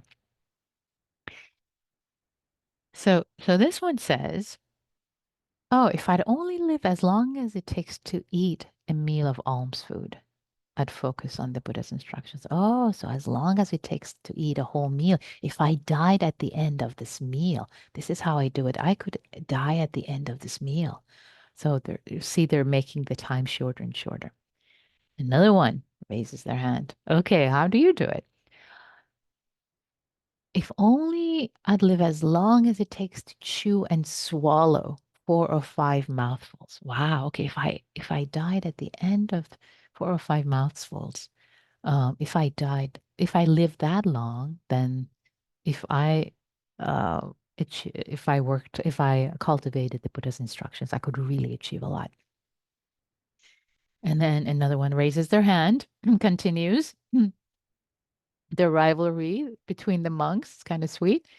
Oh, I I practice as if it only takes if I only lived as long as it takes to chew and swallow one single mouthful. If I died at the end of this bite.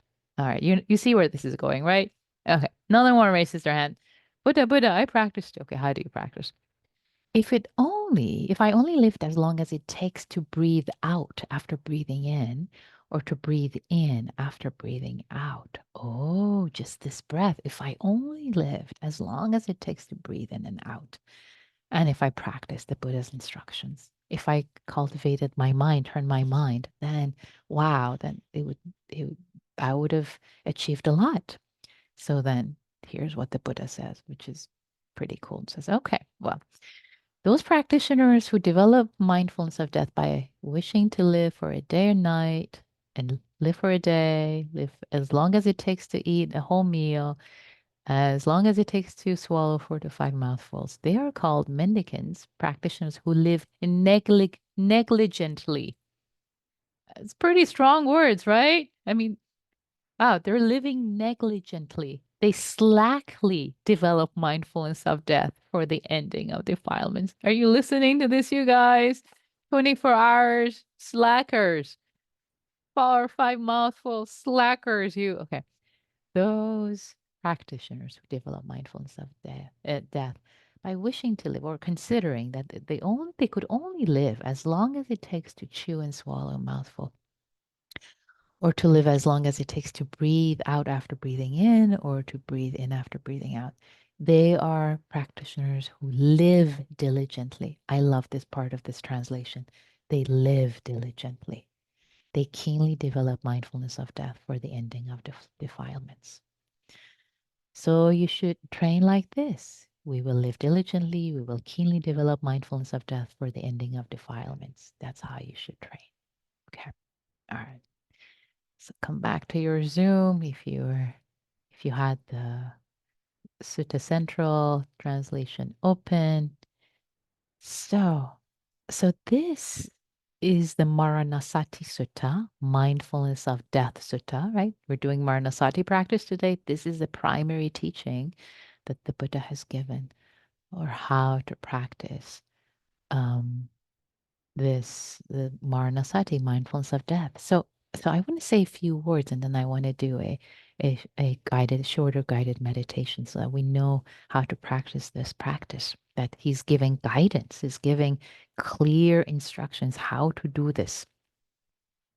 It's not that, oh, yeah, I'm sitting here, I could die tomorrow. How do I want to live, etc. He's telling us to bring the intimacy of death to right here. If you're eating, I could live as long as it takes to swallow a mouthful, or as long as breathing in or breathing out, in breath, out breath. This could be my last breath. How do I want my mind to be? How do I want to cultivate, to attend to the Buddha's instructions and quotes? How do I want to live wholesomely, have a mind, a heart that is cultivating fearlessness, kindness, goodwill, metta, wisdom, all the good qualities, beautiful qualities of your heart, beautiful intentions. If all I had was just this breath, how would I want to live? How would I want to incline my mind? Make sense? It's not, oh, I've got time. I've got time. I have time. I have another day. I can do this later. No, no, no. Right here. Incline your mind. So let's do a guided. I'd like to guide us into a guided meditation for us to feel this. And just to say, this is a formal practice. I did this almost for an entire year, years ago, as my primary practice of meditation. This could be my last breath. This could be my last in breath, out breath, to really bring the intimacy of death close. So, all right. So, settling in to your sitting posture.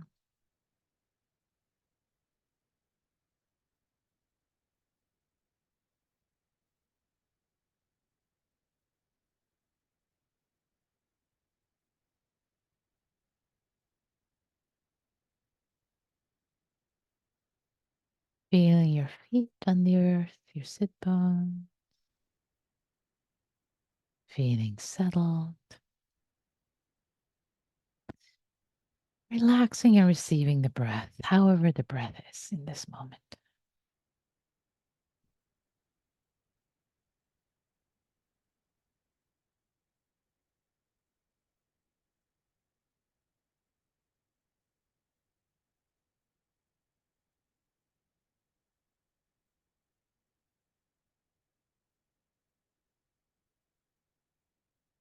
In breath, out breath. Let it be natural.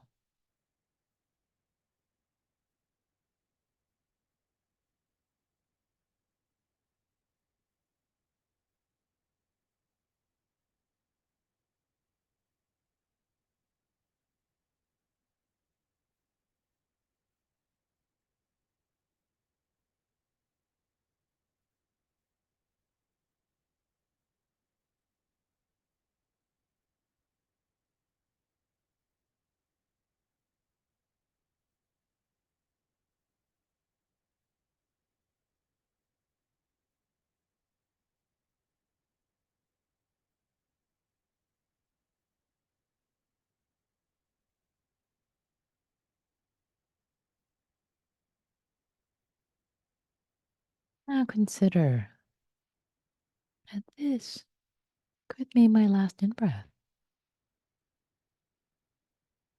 This could be my last out breath. It is possible. If it's not my last one, it's quite similar to the last one. I can imagine there's a time that this would be my last breath. Last in breath, last out breath. And how would I want my mind to be? My heart to be?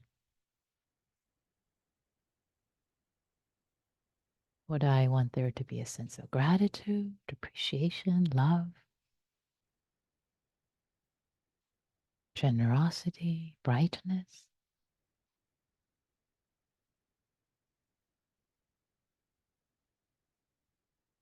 If this were my last in breath, out breath, or would I want there to be fear, hatred, regrets,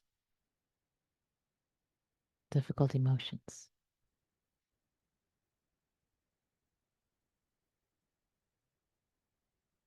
Clinging to more, pushing away. If this were my last breath, what would I want my mind state to be? Infused by the beautiful teachings of the Buddha on kindness, generosity, goodwill, wisdom, fearlessness, letting go.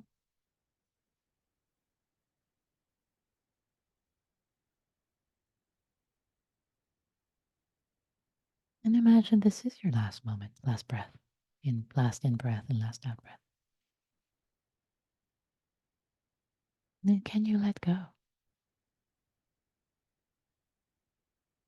Can you let there be appreciation and gratitude?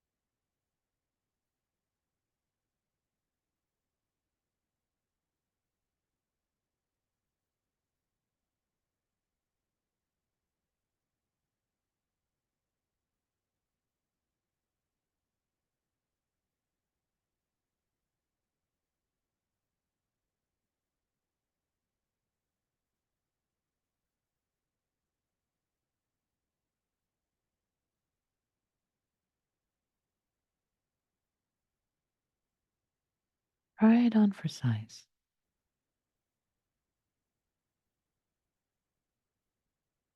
As if you're play acting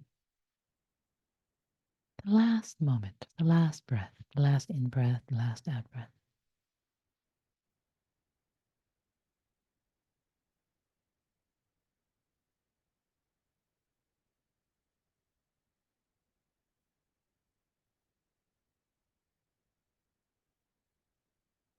Inclining your mind towards brightness, goodness, letting go, gratitude.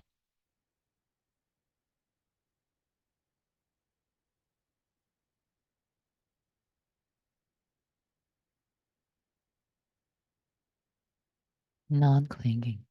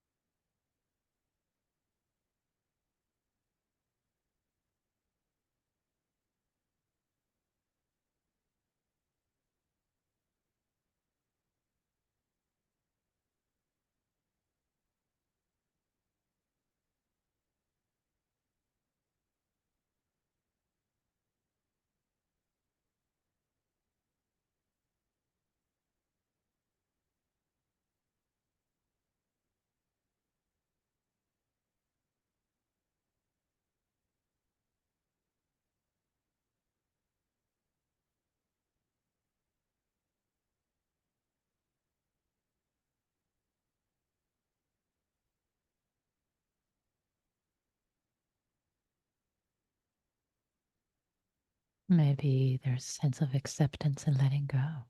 It's okay. It's okay, sweetheart. It's okay. Sense of kindness, compassion towards yourself.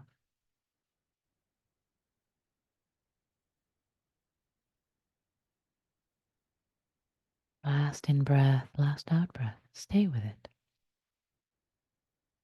Right here, right now. Not get lost in thoughts. Right here.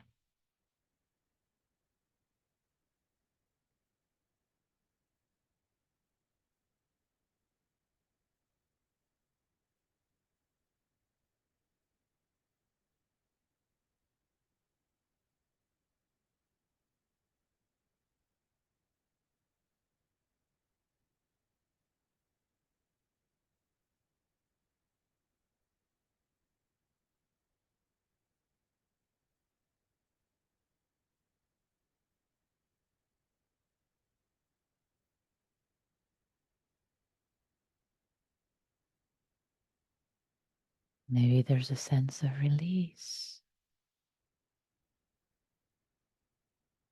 Perhaps relief of letting go. Last breath. Putting it all down.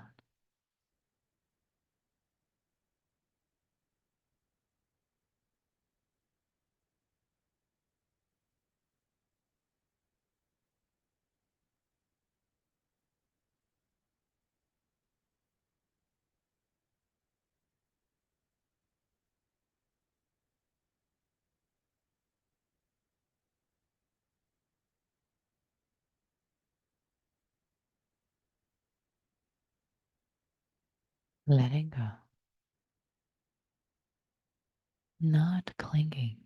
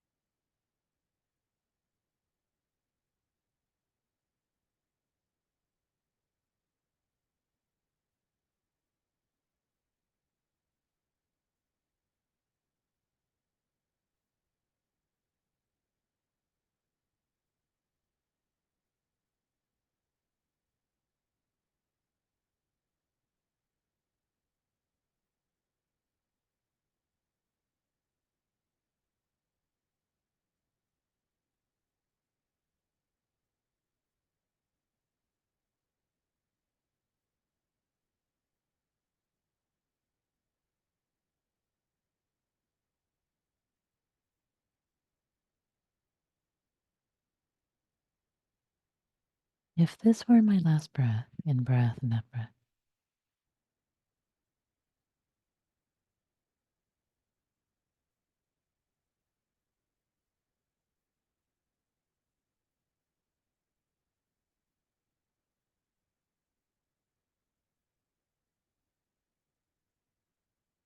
right here, right now, feeling into it, becoming intimate.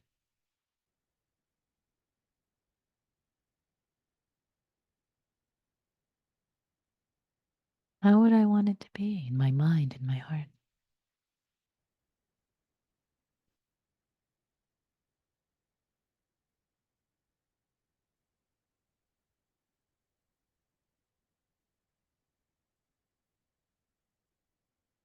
Is there training? There could be letting go, release, peace,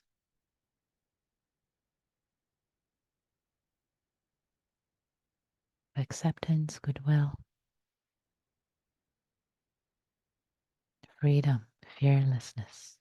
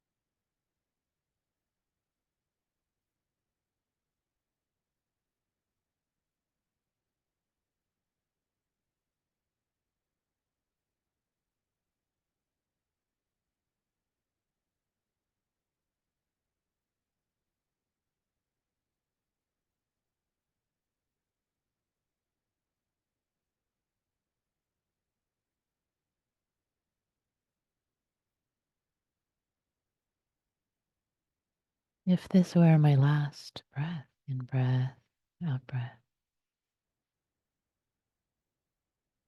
perhaps tuning into the brightness of awareness, aliveness in the in breath, and letting go on the out breath. Brightness of awareness on the in breath, brightness of intention on the in breath, and brightness of letting go on the out breath.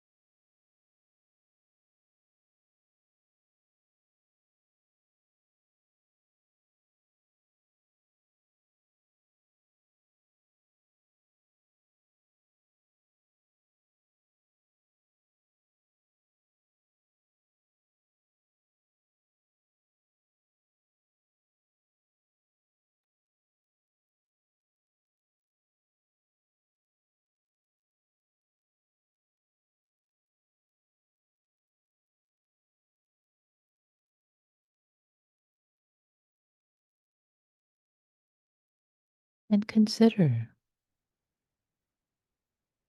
that this breath is bringing me a breath closer to my last breath. That is for sure.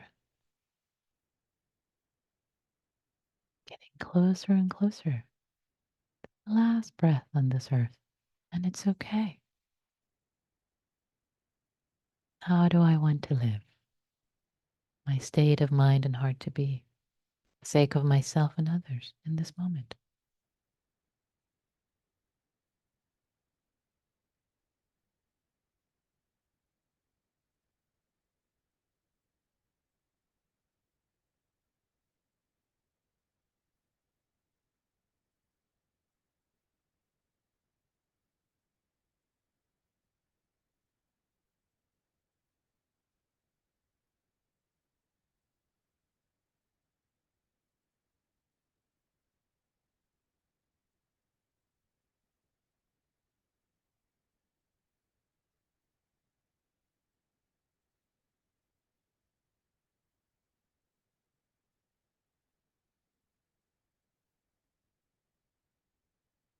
Know that there are beginnings and endings to everything.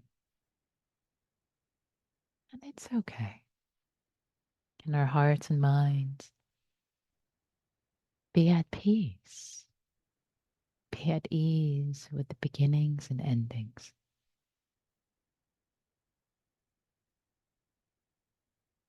And have freedom, fearlessness. And in a moment when I ring the bell, can there be ease with the beginning and ending of the sound of the bell, signifying the end of this meditation session? Can we expand our heart, perhaps with a smile, to embrace it with ease? It's like this right now. Whether or not I like it, can I be okay with it? Expand my heart to be okay with it.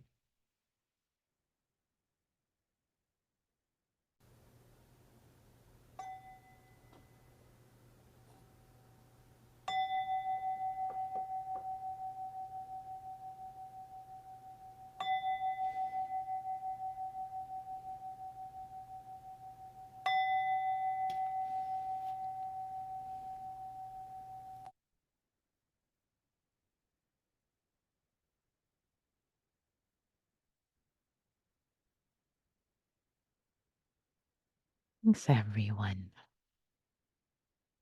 So, the practice we just did is the most powerful, potent meditation practice I know. Maranasati practice, mindfulness of death. So, please take this practice with you. Make it a part of your daily sit, daily walk, daily eating.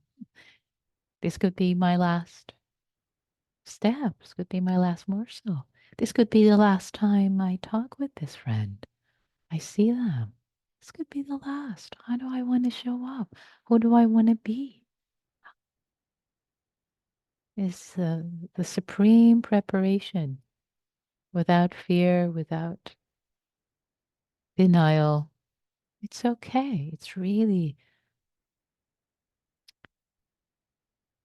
appreciating the aliveness and agency that we have and not turning away from finitude, but turning towards finitude as an inspiration of how we want to live this limited, precious opportunity that we have been given as a conscious being. Really, what a gift that here we are. So, I'd like to open the floor for questions, for reflections, and I want to open it up to those who haven't spoken yet in the large group. And just to say, in terms of timing, I decided to let go of the group activity because it would get a little crunch, and I wanted this to be more spacious. And And also at the end of the program, if we did a activity, a small group, people, many people would jump off. So we, anyway, so with all those, it's nice that this is spacious and we'll have time to reflect together. So, Emily, please, I'm going to ask you to unmute. And if you could turn on your camera, that would be great, if that's possible. Hi, so I guess I was hoping that you could share the slide on aging that you got briefly showed, only because my fear isn't around death. I'm actually quite comfortable with it, but my fear is around aging and the health issues that come up and multiple things, like over and over again, the things that, Yeah. just because I've dealt with a lot at a younger age than most people around me. And so just knowing that more stuff will come up creates a lot of fear around death, but it's not about death itself. Yeah, exactly. Thank you. Thanks, Emily. And I will share that. And what I would say, the primary teaching again about that is what I shared earlier today, which is if we train ourselves to be comfortable with what is right here, right now, and find in ourselves the capacity to meet whatever's here right now, then we gain the trust that we can be with whatever might arise in the future. Again, fear is future oriented. Oh, I might have this pain. I might have this incapacity. What if I can't move? Like, it's the same that I hear. It's this forward projection. And speaking as someone who's had a lot of pain and a chronic illness myself, and worked with a lot of difficulty. And of course, the mind is an aspect to work with. Oh, what if it gets worse? What if I can't get out of bed? What if I, okay, it's okay. It's okay. Can I be with this right now? Can I be with the body being in pain? Can I be with whatever is arising in this? Can I meet it right here, right now? That is the best preparation, Emily. That is the best preparation. I'm going to ask you to unmute if you wanted to add anything. How does that land? Because that really is the training. It's I hear what you're saying, especially when you talked about it before. I think I'm gonna have to sit with it a little bit more, but I think I don't know, there's still There's a I don't know. resistance. What's the resistance? Tell me, Emily. I hear it. Tell me. I'm not sure. I don't know if it's just that is the fear of the future is so strong. That's what I'm not Mm, sure about. Or yeah. I actually think a lot of it too, it's not like I fear cancer when it's so all over the place, right? But I fear having to deal with, I've had a lot where doctors have made mistakes on me, Mhm. and life-changing things, whether to me or my husband, and mistakes get made. Sure. Yeah. And of course, and life is unpredictable. Anything can happen at any moment. It may not even be an accident, but it's the same theme that is repeating. Really, it's about accepting that, yes, life is impermanent. Anything can happen. And accepting that little by little by little and titrating and opening our heart to accepting that, to be at peace with that right here, right now in the moment, not future oriented. And I hear that your heart may need more time to sit with it, but that's really it. That's really it. Sitting with the fear, and opening to the fear, um, and not believing it, because fear is endless. Fear is endless, and um, but you can't allay every single fear in the future because another one is going to pop up. It's really about the emotion right here, right now, in the moment, to work with, not the thoughts of the future. Thank you. Thank you. Jeannie.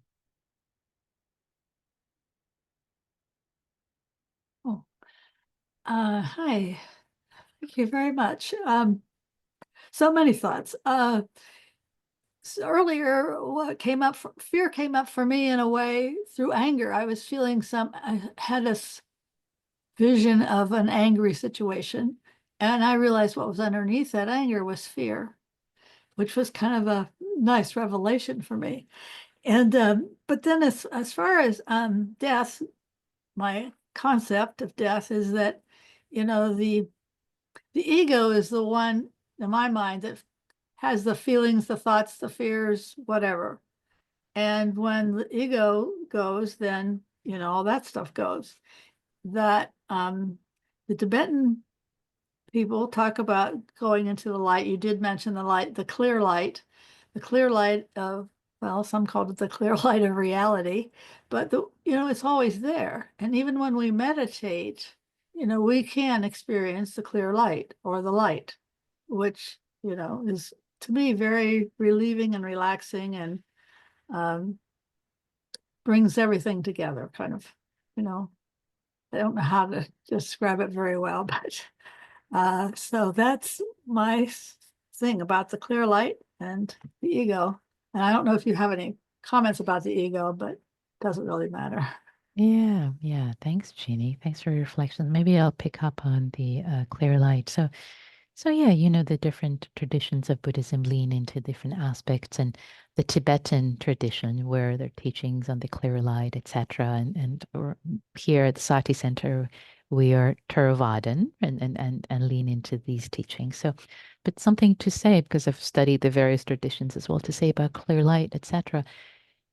It's very important not to make a thing out of various experiences. It's very important not to attach that it's like this. And yes, clear light experience can come up, and both in awareness, in meditation, in various states, and to keep a don't know mind. Don't know. Don't know.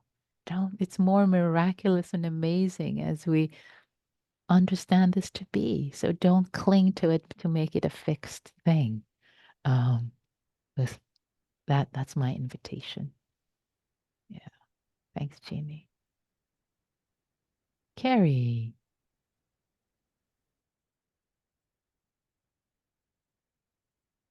Okay. Let's see. I have a few things I'd like to say. First of all, I've thought about death at different times throughout my whole life. And I want to thank you for today, because I have really gotten a lot out of your commentary and out of the meditation. The first speaker today really set the stage for me when she talked about fear, and I put myself, she looked to be quite a bit younger than me, and I could really relate to what she was saying, because I have experienced what she described. I thank you for the sutta, because I really will be spending time with that. And the fourth thing is the meditation. And I really liked the meditation a lot, because it really got specifically to where I wanted to get to. And I just heard another teacher at the Redwood Center, talk about this week of how sometimes some words hit you, and some words that the sutta comes at it from a different place, not in your mind anymore, but in your body, heart, whatever. Anyway, so it just really hit me, and I loved the meditation so much. And then I realized, I thought, my goodness, this is going on a long time. This is wonderful. Usually it stops too soon. And then I realized my computer had shut off.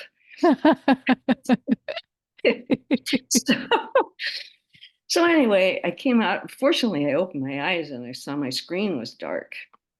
And anyway, so here I am. But I just wanted to say that, because I really don't like sharing in these big situations. But today I didn't want to share in the little situation. It felt easier to share directly with you and this community. So Hmm. that's what I Oh, want to say. oh, thank you so much, Carrie. Ah, I'm so moved and touched by your share. Thank you. Thank you. Ah. So we have many hands and very little time, and I want to give the last minute to Rob for some closure. So let's see if we can fit in the other comments if that's possible. Tina, please. Oh, hi there. I just wanted to say I too really appreciated this last meditation, and the questions are so helpful to me in integrating this into my daily life and practice.